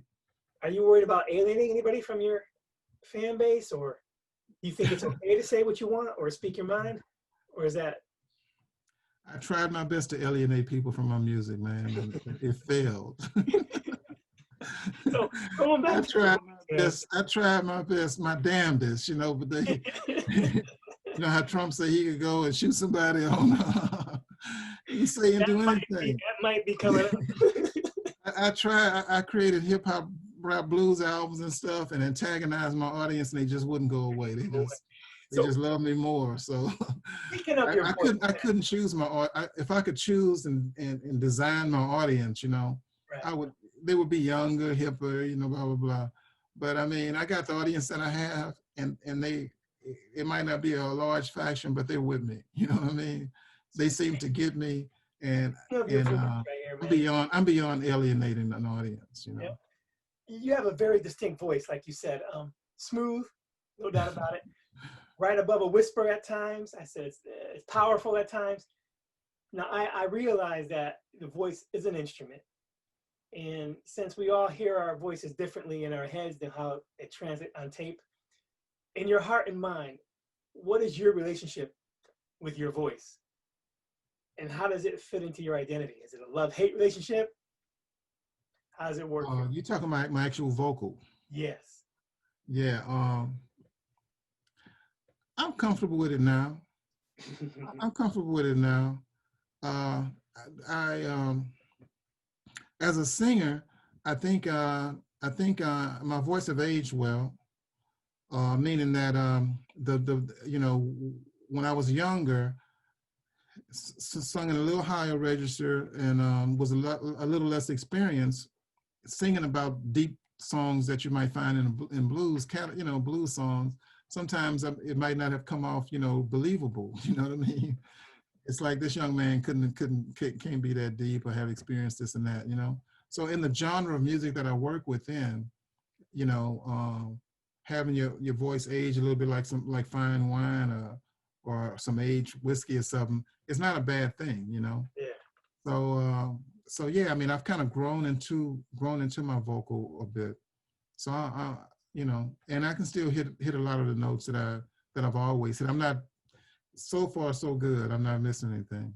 So you know, you have I've watched some of your YouTube videos and some stuff from your site. You have a very what seems to be intimate relationship with your audience. I mean, artists need to be authentic with their fans, especially in order to keep moving in this business. Do you feel like you have to keep something for yourself, for, as you were saying, like for a fear that you may lose yourself and others or your fans' expectations? Have you ever been challenged with that and perhaps thought to yourself, you know, I'm not being honest or authentic here, or you lost your way, or have you been able to navigate that? Well, yeah, I mean, I think that's kind of what I was hinting at with the whole social media thing. I don't like social media, you know, I don't like having to do it. You know, I might announce something on social media, but I don't really interact a whole lot, right. You know, tweeting and Facebook and all that stuff. I just don't want to do it. It's just a choice that I've made. So, yeah. And, you know, and a lot of people, you see, they have a lot of subscribers and all that. But a lot of them have purchased those subscribers, you know? Yeah. I could buy 100,000 subscribers too, but I just choose not to because I don't need to fool myself, you know? Because I'm not going to take those subscribers and start hawking some product, you know, to them. You know, that's not my gig. That's not what I do, you know? So, but it's necessary because that's where people are communicating. And even with the Zoom thing, I was very reluctant to do home performances and do all this stuff that people did during the lockdown. I was like, no, man, I'm not going to do that. That's I'm not comfortable with that. See, But with my art, I can't do that. I can't zoom anything. I gotta wait for these theaters to come back around, man. But it's been, my last. I have a gig coming up this Saturday. It's my first one since early March. well, I'm happy to hear, man, that you have a gig coming up because it's shut down, man. I mean, Yeah, the theater world, the music world is just totally shut down. Like probably at least until next summer. yeah, and sadly, it's on the bottom of the totem pole when it comes to, you know, being watched at or looked over. It's not a priority, and it's sad that it's not because it should be. Well, I think that'll change in about 2 weeks. Why is that? At least I'm hoping. I'm hoping it'll change in about 2 weeks, man. Oh, me too, man. Me too. Because I think that artists will want to go back to the White House and perform, Yes. and I Yeah. think that it'll be a White House that'll embrace the arts, and money will be pumped out of there, into the arts, to help the theaters, to help a lot of the music clubs and stuff survive. I do believe that, there'll be money and packages and stuff to help the artistic community, Yes. not the big Hollywood types, Yeah. but just the everyday folks out here, just putting our heart and soul into art to try to enlighten and give people enjoyment. Because I I, was watching it on the news today, and they said there's over 100,000 people out of work just on Broadway.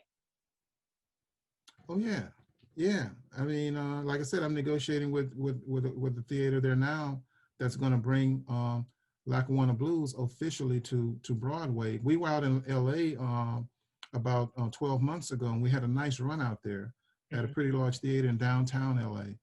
And so we were hoping, we actually thought we might get in early in the year, like January run, but I'm glad that it was pushed back because we have a chance. I'm hoping by this time next year, that well, by summer of next year, that things are somewhat back to normal. We have some kind of policies. You might not be able to fill the theater, Yeah. have people all jammed up to each other, but you might be able to get enough people in there and get some plexiglass in there, or safety, whatever we got to do, but to try to kind of start making a comeback. Because if we lose our theaters, if we lose our nightclubs and lose our venues, where are we gonna? Here in Connecticut, there are some theaters that have already announced that they're not coming back, just not. Especially but private owned or the I believe that the new administration will do something about the arts. I do believe so. Is there a song of yours that you feel has been underrated or not getting the attention you wish it would have? Man, I mean, you ask some pretty good questions, and make me think about some things. You can't control anything. I never would have thought that Hard Time Killing Floor Blues would have been the song that everybody knew me for, you know what I mean? I mean, I wasn't even playing like acoustic guitar, back at that time. I had like dreadlocks and was playing electric guitar and had my amps cranked up, I'm rocking out, And then this movie role come along and I have to play the character and play a different image for the movie in a different style. Who brought that idea of Killing Floor Blues up? Was that your idea to bring it into the movie? No. They that was already in the script. Oh.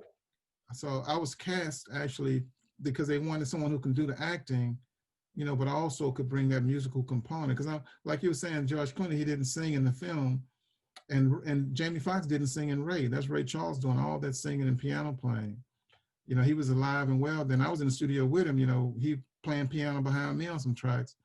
But in Old Brother, I'm one of the only main actors that actually sung his own music. I think Tim Blake and John Turturro might have got a little singing in, but most of the singing for Clooney and stuff was, other singers singing in the studio. Was that your take on Killing Floor, or was it no? Hard Time Killing Floor Blues. Hard Time Killing Floor Blues was really a live field recording, like an old folk, like John Lomax recording. Yep. we was really sitting by the fire and like 3 in the morning, and I'm really playing that guitar, and it's one take, you know. It's like it's a real thing, you know, and not lip over or plan to track anything. And I think that's what made the music of the movie and the story kind of all of a sudden it got real. You know, it's like, hey, this soundtrack, is he really playing that guitar for real? Is that really real? You know, yeah. So the way they had that in mind to do it, and they had every scene like sketched out in a little sketchbook. You know, uh, I mean, they really had everything mapped out. They were master filmmakers. But you're asking me about what song would have been. I would have liked some of my hip hop blues stuff to have been more commercially popular, you know, because live, my performances live with that, I had all kind of, you know, theatrical ideas that I could kind of work into my shows if I had those kind of budgets that I could work with, you know, because in the theater, you know, you got like more people off stage and on stage making the show go on, you know what I mean? So you can create this whole, bring people into the theater and create this magical world for people with lighting and shadows, and you know, you got all kinds of stuff happening, you know, behind the scenes to make that show happen. But where music is now, at least for me, you know, messing with blues, unless you really, you know, hit it out of the park, you're going to be playing, you know, clubs and festivals. So Yeah. so at that point, you know, it's not about the stage setting and how many amplifiers you roll in, or smoke and fog and costume changes. You know, it's magic. You know, it's all that it's just you and your instrument that is going to mesmerize. I like playing in small rooms. It's more intimate. It's not. I'm saying it's just you and your instrument and how you express yourself, and it's about it gets down to the nitty gritty where it's about the music, you know, and that's really where it should be, and that's kind of what keeps me sharp, I think. So if you were allowed to release one song, just one song, and you could share with the world, what do you think it would be? What do you think defines you? What one song would you put out there, if only allowed one? A defining song.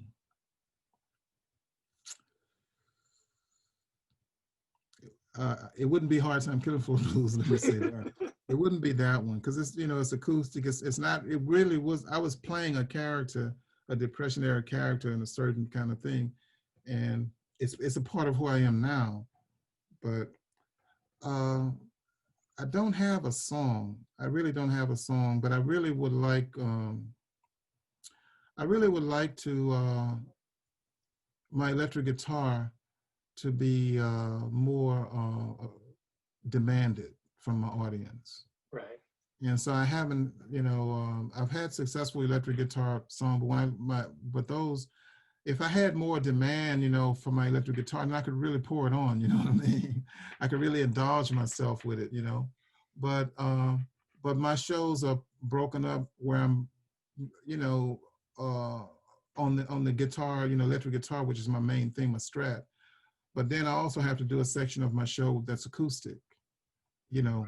I do my old brother and some of the early Delta stuff, you know, which I love. Even though I'm saying the blues didn't come from Delta, I still love the music that have come from the Delta. It's just not the origin of the music. Right. And then piano, you know, as a songwriter, you know, I'm at the piano. So most theaters or most clubs that I play, if they have a nice acoustic piano, I'll usually do a set there. Any formal training?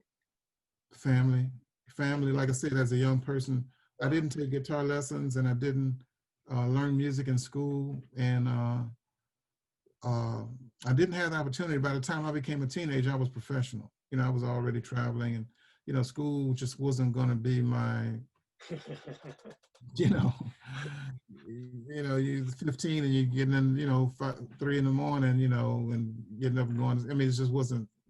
But I mean, but no, I mean, I'm not. I didn't go to a university or anything. One thing I will say to people that they shouldn't spend money to go to universities like music university like Berkeley or something and pay a whole lot of money to learn quote unquote jazz. First of all, there's no such thing called jazz. It's just blues. But you don't need to pay that kind of money to go to these places to do that, because sometimes they mess you up, Right. you know. Now, if you're planning on being a teacher or working in academics, you know, in the academic field, then go there, you know, learn that, because then that's what you're going to be teaching. But if you want to be an artist, if you want to make records and be an artist, I wouldn't recommend you go those places. I think what you got to do is find somebody and be an apprentice under them. You know, you need to find somebody who does this stuff and try to carry their instrument. You know, go run to the store and get them some whiskey or a pack of cigarettes or some cigars, or whatever you need to do to kind of get in his circle. Yep. And gain his confidence or her confidence. And you got to be an apprentice. And the music business, I mean, if you played with Miles Davis, you know, you probably was going to have a career. You know what I mean? And if you was in Bob Marley's band, you probably were going to, Peter Tosh and all these people, they were going to end up with a career. You know, the Wailers were out there. Yeah, you know, so it's like you play with someone, you're the background singer, you're this and that, and you kind of get in that circle, and then you take what you've learned there, and then you apply it. You know what I mean? But this blues thing, which all popular music is blues by just different names. It's like tea, you know, tea is tea, but they might have all kinds. They got 1,000 different kind of teas. When I was in China, you know, they got a tea for relaxing and a tea for this and this and that, for healing, you know, but it's all tea. You know, it's our popular music is all blues, but it has different emotional, you know, it might be something to relax by, it might be something a little more obscene and, you know, a little more, you know, sexualized, or, you know, a little more in your face or rebellious and more late, you know, there's all these different kinds of tea, all these different kinds of blues, but it's all blues. And you don't need to go to sometimes, like I said, the blues was a rejection of the institutionalized restrictions, you know. So when you go to someone that telling you how to do this and do that, and like I said, the notation system they couldn't notate the music. It wasn't that blues musicians couldn't read and write music. The notation system was insufficient to capture what they were playing and what they were expressing. Was it rebellion music? It was like, no, it was like the music, the old world music of Europe was like a straitjacket, you know, to African Americans. So what's so the blues is kind of like rebel music. Well, the blues is too sophisticated. It's right. it's too advanced. It's too intricate. It's too, you know, it was just beyond the major scale and the minor scale, and writing down, you know, these little formulas that people had used through the Baroque period, you know, through the you know, it was the Baroque music, you know, how classical music kind of progressed, and you got the romantic music and the expressionist this and all that. Well, blues didn't, it was just bigger and more bold and more brilliant and more, you just couldn't, it's like rap. You can't write, you're gonna know, are you really gonna go to school to learn rap? I mean, they're gonna write it down and notate how to syncopate the rap, this note hit this, you gotta rap in this rhythm like this and study up. You're not gonna be a rapper at the end of the day. They're gonna drill all of that, all of your uniqueness and stuff out of you. You ain't gonna be Biggie. It ain't gonna happen, you know? You know, it's not. You can't. Yeah, it's cultural. It's cultural. It's a cultural music. So you got to join the culture, become a part of the culture, absorb the culture. Not just come to the culture and say, what can. Not just come to the culture and say, what can I take from the culture, but what can I give to the culture? You got to, you know, you got to embrace the culture, and the culture have to embrace you. And then you kind of find your voice within that culture, you know. So. And then you're expressing that culture, and so it's not, you know, these universities and stuff, they really are not equipped to do that. Yeah, they couldn't do it if they wanted to. Yeah. Have you contemplated or thought about what your post-performing future would be or will be? Uh, Not really. I haven't thought that far ahead. Haven't thought that far ahead, but it's probably a good time to think about that. I think that I think being a blues musician, I think being a blues musician, it's a long career. You know, it's a slow burn. You know, Yeah. it's something that I've been growing into, and now that I'm kind of like, you know, my birthday was just 2 days ago. You know, so Happy birthday, Chris. yeah. So now that you know, I think that what I'm happy that I did is that I got into the literature and I got into to being an author.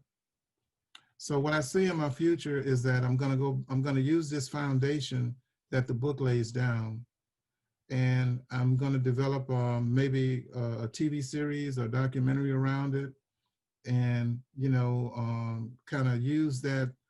I might go do some speaking engagements and things, you know, I need, you know, Harvard need to have me come there and do a lecture to kind of get them straight, you know, on folk music and culture and get them to stop messing people's minds up and kind of reform themselves. Cause that's where a lot of this madness There a came from. whole series within the last few years based on the blues. I forgot what it was called though, but it was a whole DVD series based on the foundation of the blues. But kind of what you're saying here, it might not be authentic. Are you talking about a series from many years ago that Yeah. Martin Scorsese did? Yes, yes, yes. It was a disaster. There we go. I was a part of that disaster, you know. You were part of that. Yeah, I mean, I wasn't a writer, or Right. I didn't have direction, but in one of the episodes, I played blind, blind, blind Willie Johnson. Okay. I played blind Willie Johnson in one of the episodes with for a director he was a good director and stuff, but that series made no sense. It was a hodgepodge of it just made no sense. Really? So, but now the series that was done on jazz was a done that Ken Burns did was a good series. But my book, um, blues and jazz is one thing. So it's Right. not like, oh, we're gonna do something on blues. Now we're gonna do something on jazz. It's one thing. You gotta be able to merge Robert Johnson and Muddy Waters and Duke Ellington and all these people into. Let me show you something. I know we're probably about to wrap up, but for people that are listening to this conversation, and when I say that, you know, my book it comes out next June, and it's the first history of the blues. That's my argument, and because I believe the blues does not have a history, but there are a couple of writers that if people want to kind of check out, this book here I recommend to people. Can you see that? Yep, clear. Stomping the Blues. Thumping the Blues by Albert Murray. Hmm. Yeah, Albert Murray is brilliant. Now in this book, the word jazz doesn't appear in this book. This probably came out in the 70s. Oh, oh. He, 'Cause he, I he, tell people like, listen to Mama Thornton, Hound Dog. mm-hmm, And when they hear that, they're like, wait a minute, mm-hmm. that's not Yeah, Elvis. see what his book does. He doesn't distinguish between jazz and it's just when he say blues, he's talking about blues, you know, and he's saying that Miles Davis is blues. But Miles Davis will also tell you that he was not a jazz musician, and he hated any critics that would call him jazz. And he said that that was just you know, a nigger word, you know, the word jazz. You know, he didn't want his music called jazz, and that's why he was always at odds with his critics and stuff, because they were always trying to pigeonhole him into he was a blues musician. Yep. And the same thing with Duke Ellington. All of these people were blues musicians, but the word blues, they didn't control and as far as African Americans go, we didn't name hip hop. African Americans didn't name hip hop. African Americans didn't name jazz. They didn't name rock and roll. They didn't name any kind of music that came disco, anything. We don't get to name the genre. The only genre of music that we really named was the blues.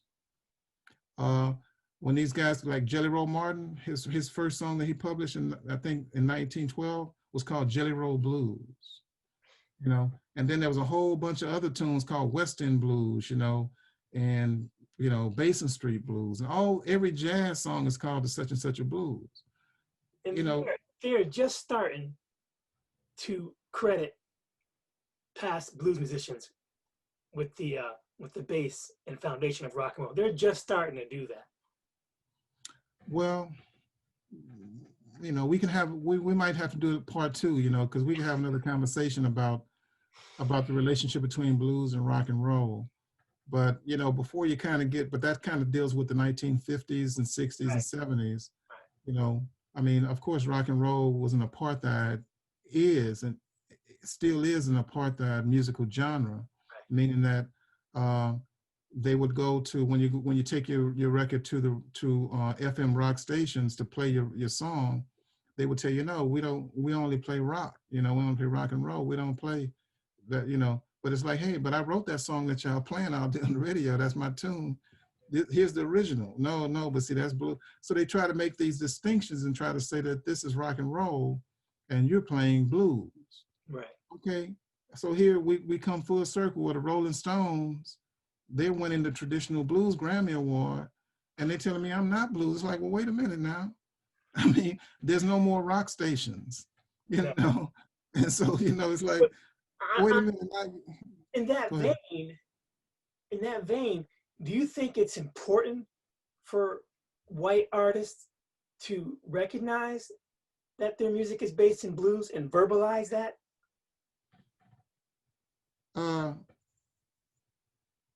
Because you got Big Mama Thornton that you know, she came out with Hound Dog, and people never heard of her.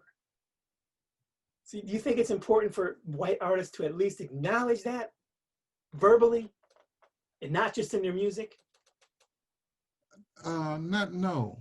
I don't know. It doesn't matter if they acknowledge it or not. I think if they acknowledge it, it means that they have a certain humility and a certain respect for, you know, right, you know, where they got their riches from. But that's that's here nor there, because that doesn't change the dynamics. right. What's really important is that almost no Black people in America, not even people in Mississippi, know that the blues did not come from the Delta, and that Black people were never in the Mississippi Delta. There were never any slaves. That they're not. All this stuff is fairy tales. Until I researched for this interview, that's what I was thinking. Yeah, I mean, that's Black people need to know. That they need to first get in touch with their real American history, right, not the American history that's been told to us. Right. That's what's most important. And they need more people like myself who say, no, I'm going to stand firm on my culture and express my culture the way that I know to express my culture. Now, how much I compromise that for commercialism, well, that's to each his own. You know, everybody got to make that decision.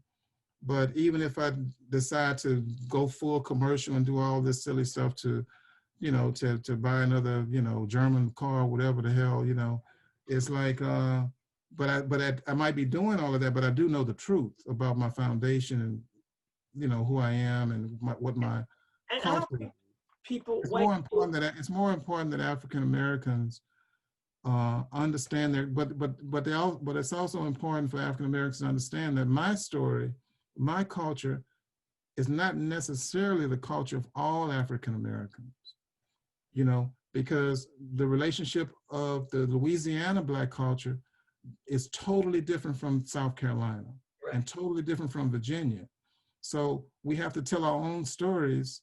Now, their Gullah culture or their culture that they might have, you know, from how they got to the Carolinas or Virginia, that's one story, but it's not the same as our Louisiana story. So we can't paint out, we're going to be more enlightened if you understand my culture, and then I understand your culture from Florida or from the Northeast or whatever, and then we put all that together. The reason you have to do that is because people don't really get that white America systematically tried to destroy Black culture altogether for hundreds of years. I mean, That's why you can have Black power, because you have Italian culture, Polish culture in this country. You have all these genres of cultures, but Black people don't really have that. They're not really aware of the roots of their culture because they were brought here, systematically separated from each other, from their families, from their children, from their wives and husbands. And the culture, there's no chance of having culture when you don't have your ancestors to teach it to you. They're just gone, and they don't seem to understand that. That's why That you is, say Black power and you can't say white power, because white power is not a power. White people have cultures. They have many different cultures. Blacks don't have that. It was taken away.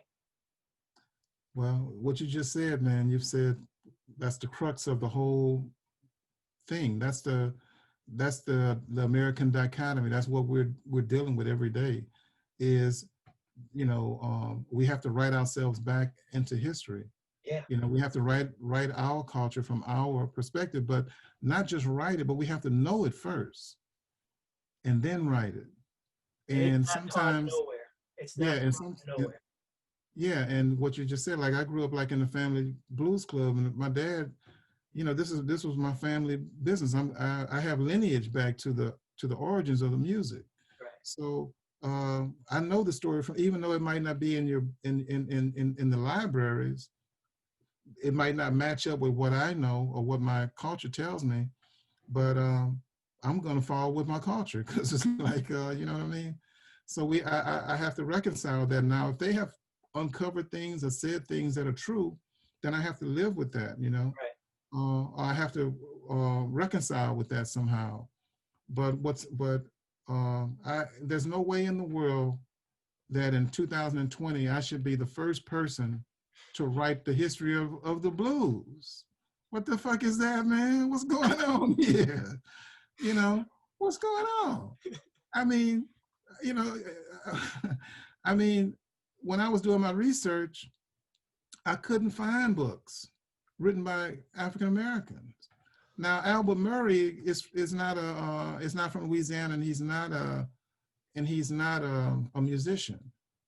And there's one other book. No, I don't have it near me. But there's a book by a guy.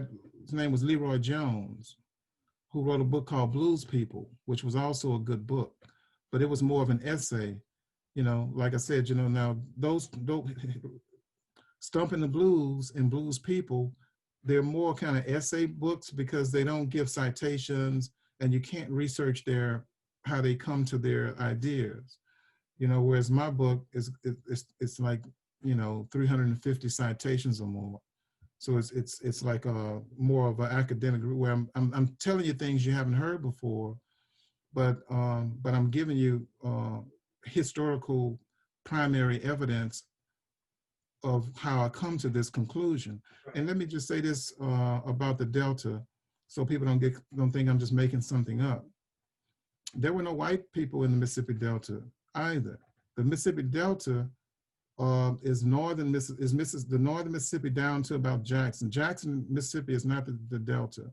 Vicksburg is not the Delta. That's the northern border of old Mississippi. If you go past Highway 20 and go toward the northern part, toward like you're going toward Memphis, that's what's called the Delta, and that wasn't part of America. It was controlled and owned by the Native Americans called the Choctaw, who owned the southern part of it, and the Chickasaw Nation owned most of it. And Andrew Jackson created this treaty in 1830, and he began driving these people out. They had been warring with these people for a long time, but then they drove these people out of there in what they call the Trail of Tears to Oklahoma. Yep. Between 1830 1840, and then the first white men, yeomen, and other white people who couldn't make it in Appalachia, you know what I mean? They moved further south to try to make it there, because this was some hard territory to try to tame, So they came. The white people didn't come in until like the 1840s into the Delta, after the Native Americans were removed. Right. And then Mississippi became had a northern border reaching all the way up to near Memphis, to Tennessee. Yep. You know, and so this is so there was no slaves, there was no white people in the Delta up until around 1840. The first white people showed up, but then when they showed up, they didn't settle in this area called the Delta that we romanticize about in blues culture about the Delta. They settled on the Mississippi River, because if you had a plantation on the river, then you can get your cotton and stuff on the boat and ship it up to St. Louis or wherever it needed to go. But if you were inland, you know, in Coahoma County and places like this, where they say the blues was born, then you couldn't get your cotton to the river. There was no roads. There was no highways. There was no Are you byways. the first blues man to try to put this out there, this information? Are you the first blues man to try it? Yeah, nobody's ever done it. And Has anybody ever tried? Like Muddy or Johnson, did anybody ever try to get this out there? Well, Muddy couldn't read or write. And that's one reason why he was romanticized as being the epitome of the blues, you know, because he was illiterate. The ones that did have a lot of intelligence, like Jelly Roll Martin, they were obfuscated or kind of erased from history, you know, because to be a blues person, you had to be this, you know, there's a certain stereotype you had to live up to. There's some eugenics involved in the whole, how authentic blues, quote unquote, is defined. But well, if I can say this, man, I'm proud of you, bro. Yeah.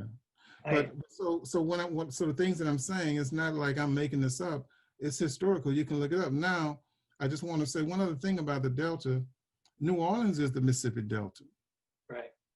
You know, yeah, the Delta spills out into the Gulf, you know, and that's been going on for 1 million years. So from Baton Rouge all the way down to New Orleans and and Orleans Parish and stuff, that's the beginning of the Delta, and the Delta runs all the way up to like you know, Tennessee and stuff like that. I mean, the Delta is, when you talk about the Mississippi Valley Delta, that's a large swath of the lower part of the Mississippi. Right. So all of this is the Delta, but what's been romanticized, because Mississippi colloquial has the colloquial, if I'm pronouncing that right, name Mississippi, it matches the river, and so colloquially, people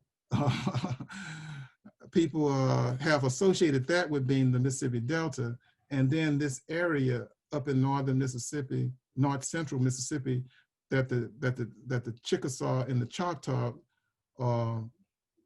was annexed from them.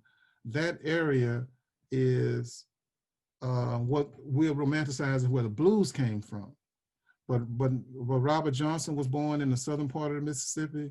No blues man was ever born, or all these early blues people, none of them were born in the Mississippi Delta, not their parents or them. They all were born. Is there any Native American connection to the blues? Like the indigenous people to this country? That's a very profound question, and I can't really answer that definitely because I didn't research that, you know. But when you think about New Orleans culture, you know, and you think about Mardi Gras, and you think about the Mardi Gras Indians, and you think about all of these people with the feathers, and they take all year long to make their Indian costumes and things, you know, there's a connection, but that's kind of like another story, you know. Yeah. And that story goes back to, you know, when the conquistadors settled Florida in the 1500s, because a lot of people think that Black people, they say that Black people came to America shackled in 1619. But in my book, I began with the Black people that came as conquistadors from Spain, right, and came and settled Florida in the 1500s. And they were free people. And the Underground Railroad was coming out of, you know, South Carolina, Virginia, and the people were escaping and going to Florida and joining the Black militia in Florida. And they had a fort there. And no Anglo people could come into Florida or else they would be killed. And many of them were killed. But for a long time, that's where Black people would escape. And they would get on the byways and go through Georgia and make their way into Florida, and they would become free. and then they would live in that Spanish territory along with the Creek Indians and stuff, who also kind of came down into Florida, and they formed a nation that we call the Seminoles. And they fought for years against the United States government in a secret war. And that's the war that Andrew Jackson led, and that made him president. And these Creek Indians, there's a fort in Louisiana where they kind of, when they captured a lot of these people, they brought them to this fort, and before they sent them upriver and sent them up to Oklahoma. So there's a whole connection with the Native American people and Black people, but sometimes Black people get, get carved out of being Native American because they're thinking that it's some kind of DNA test. Right. But to be a Chickasaw, you just have to join the culture and be accepted into the culture and join that nation. Right. Or to be a Choctaw, or to be a Creek, or to be a Seminole. There's no blood connection. You just have to be accepted and be a part of that nation. There's no DNA that tells you you're American. You know what I mean? It's not DNA that tells you what nation, Indian nation you were born into, or you a part of. It's cultural, and it's a more of a nation thing. And so when America come and make a treaty with the Chickasaw and the Delta and remove them from that area, they give them a piece of paper and they say, we promise you Chickasaws and Choctaws this land in Oklahoma, and here's the treaty. And you tell them when you get there that America, said that's your territory. Okay, well, a lot of Black people were part of that. A lot of Black people were part of these nations, had intertwined there since the 1500s. They had in these Spanish territories, they were Creole people, and they had intertwined with the Native Americans.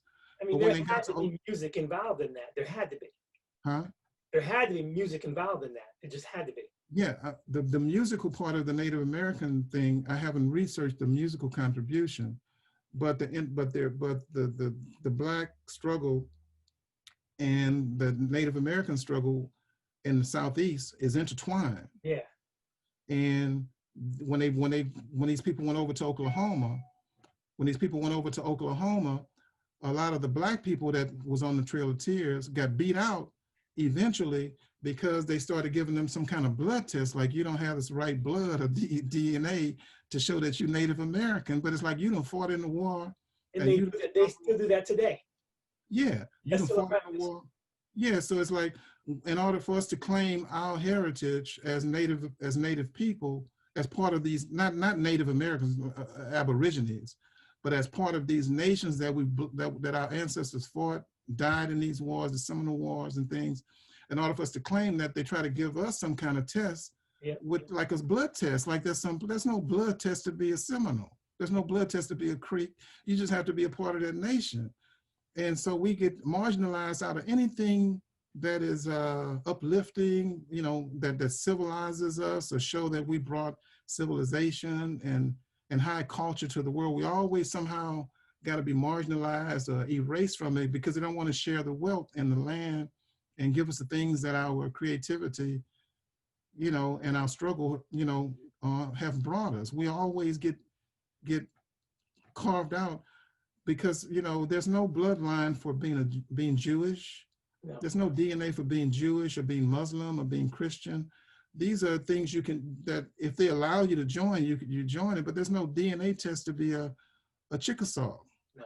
So there are people in Oklahoma who are still trying to claim their land and their right to it, and the people trying to say that they're not, even though they might have actual proof and had married into those families and everything. And you know what I'm saying? It's just So, I played a lot of Native American casinos throughout the country, and I've gotten to know some of the people that, the tribal members, and it's what you said. There's intertribal fighting to prove your blood, even within relatives.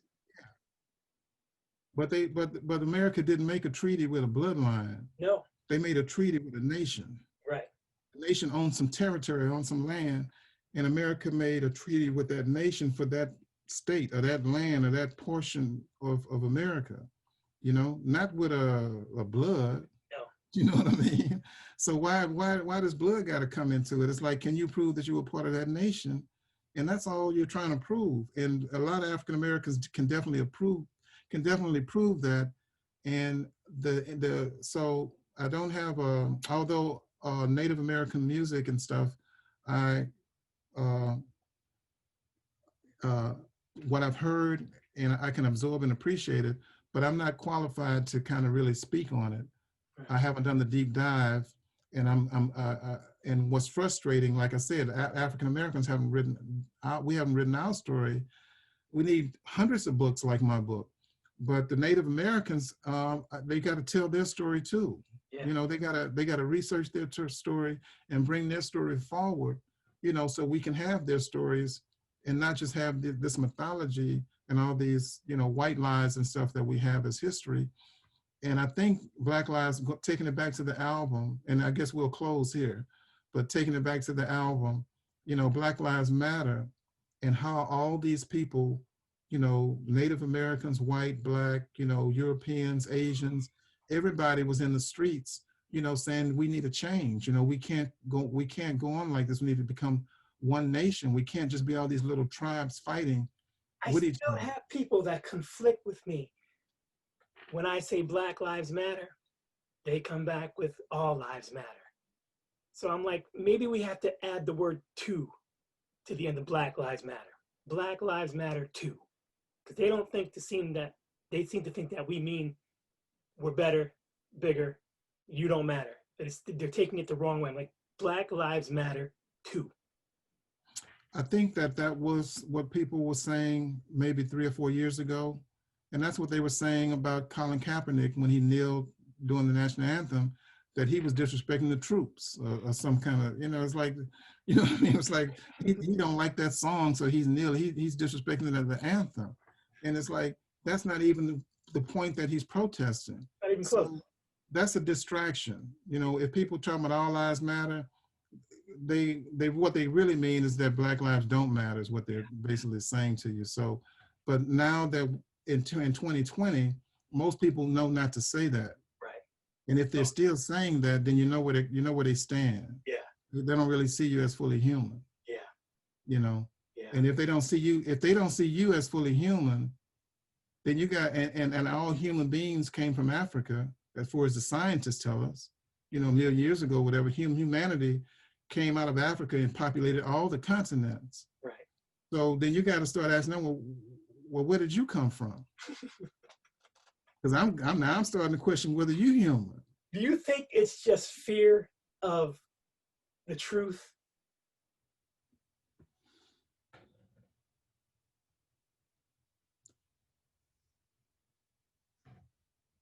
What is fear of the truth? That they just don't want to hear it or know it. That, you know, where life originated from, as far as science is concerned, or that, you know, long before white civilization, there were kingdoms in Africa. You think they just don't want to know that? It makes it easier to live their daily lives without coming to that realization. Well, the honest answer to that is it's a loaded. I mean, to really do it justice. I mean, I could be very dismissive and say something, you know, sharp and witty and smart or something, and just be dismissive about it. But to really do it justice, you know, honestly, a lot of people don't know. A lot of people are poorly educated, even though they might have a PhD from Yale. They're very ignorant people, you know, when it comes to history. Right. And then some people substitute Christianity. They think the world didn't begin 6,000 years ago. You know, and how do you, if they have mental boundaries Right. like that, and they can't separate science and real history from, you know, religion, if their mind have these boundaries that they can't go beyond, it's hard to reach people. So, yeah. And then of course Yale was built by slave owners, and we already talked about that. And so they're going to miss The White House was built by slaves. Huh? The White House was built by slaves. No, but I'm saying not just physically. I'm talking about the books and everything else, the libraries, the science department, all of that. Slave owners built I'm talking about slave owners, Right. built the Ivy League institutions. And that's where Robert E. Lee was educated at Princeton and these kinds of places. So these are slave owner institutions because the slave owners had the money. Right. And so if you needed the money for the library and needed to expand the college, then that's where you got the money from. But in order to take the money, you had to write all these stupid books, Right. trying to make a gentleman out Right. of these savage, slavers. Right. They were savage people and rapists and everything else. But somehow you had to clean them up for society. You know what I mean? They go and do all their dirt in the Caribbean on some island and do all their raping and murdering and killing and stealing. And now they got $1 billion and they want to come back to England, Right. come back to, and they give money to the arts and they give money to this, and they philanthropists now. Right. And they're not going to be gentlemen, Dr. Jekyll and Mr. Hyde, And so we built all these statues and all this ignorance about these people. And so people have been educated, but they've been educated to believe in these Confederate statues and believe in that, somehow, all this foolishness. Right. And so, yes, we got to go back to the root and deal with the truth. And you asked me about whether or not are they afraid of the truth. A lot of people are afraid of the truth because they don't want to give the land back to the Chickasaw, the Choctaw. They don't want to share the wealth. Right. That's all. It ain't the ignorance is willful. Right. It's willful ignorance. Most of it. Some people just don't know. Right. And some people have been miseducated. And even at HBCUs, Black universities, they're some of the worst because they really, same thing. Black people were kind of trained, socialized in a certain way to be kind of passive for a long time at these universities like Tuskegee and stuff like this. And these universities was built by eugenicists, who didn't really, see you as being fully human in things. And so our institutions are just built on, some of them have to be torn down. Yeah, and the foundations are wrong. Again. Yeah, the foundation is rotten to the core. Right. And so sometimes you just can't reform it. Like I went to a high school called Robert E. Lee, but then they just changed it to Lehigh. But I mean, it's better. It's still fucking Lehigh. I mean, what are you talking about? And now, That just happened? They just changed it recently? They had changed it some years ago. Oh boy. And I think now it's called Liberty High. But if you want to know something that's happened recently, like yesterday, so this is Robert E. Lee High School. Then it was called Lee, when I went there. And now it's called Liberty. We know what liberty is supposed to be. It's freedom of, First Amendment, freedom of expression.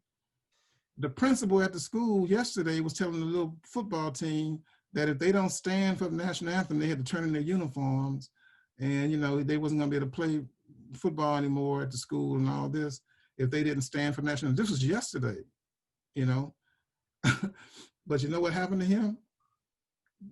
They suspended the principal and sent him home and said that he might not be able to come back to the school if he don't, he gonna have to go through a whole review and stuff to come back and be the principal, because that's how ignorant he is. He want to make these high school football players stand for the national anthem. They don't have to stand for the national anthem if they don't want to. No. That's their First Amendment right. Yep. So it's like, they want to have this social control. They want you to still, it's not called Robert E. Lee anymore, but you're going to stand and we're going to tell you what is held sacred. The principles are still there. Yeah. But the blues says, nah, man, it's not sacred to me. No. I show you what you can do with that flag. And if you ain't man enough to do it, well, I'll be happy to oblige. Oh man, it's so true, man. It's a strange time. I've been performing for about, I think this year makes 36 years I've been at it. And, I truly miss it. I just miss the traveling. I miss the airplanes, miss hotels. I miss everything about it. And, I'm looking forward to at some point getting back out there before it's too late. Yeah, same here, man. And I enjoyed, sharing with you today. And thanks for, inviting me to the interview with you. I know you've interviewed a lot of, very heavy people that have, live, really, really rich lives and have a lot to say. So I'm just honored to be, one of your interviewees, today. So I appreciate it. You want to leave us with a little 2-second riff? I don't have anything with me to, Ah. I'm sorry, but I wasn't prepared to do that. No problem, man. But maybe we'll talk again when the book come out or something like that. Yes, I'd like to, because it's Yeah. I can't wait to read it now. I mean, it's just, it's It can be necessary. it can be pre-ordered on Amazon right now. Okay. If somebody Google Chris Thomas King, not Google, you can Google, yeah, but on Amazon you search Chris Thomas King, The Blues, the authentic narrative of my music and culture, and you can pre-order the book now. Yeah, I'll make sure I put it out there, man. Okay. All right, Chris. Thank you very much, man. God bless you. Be safe. Be strong. All right, man. You too. Take care. Peace, man. All right.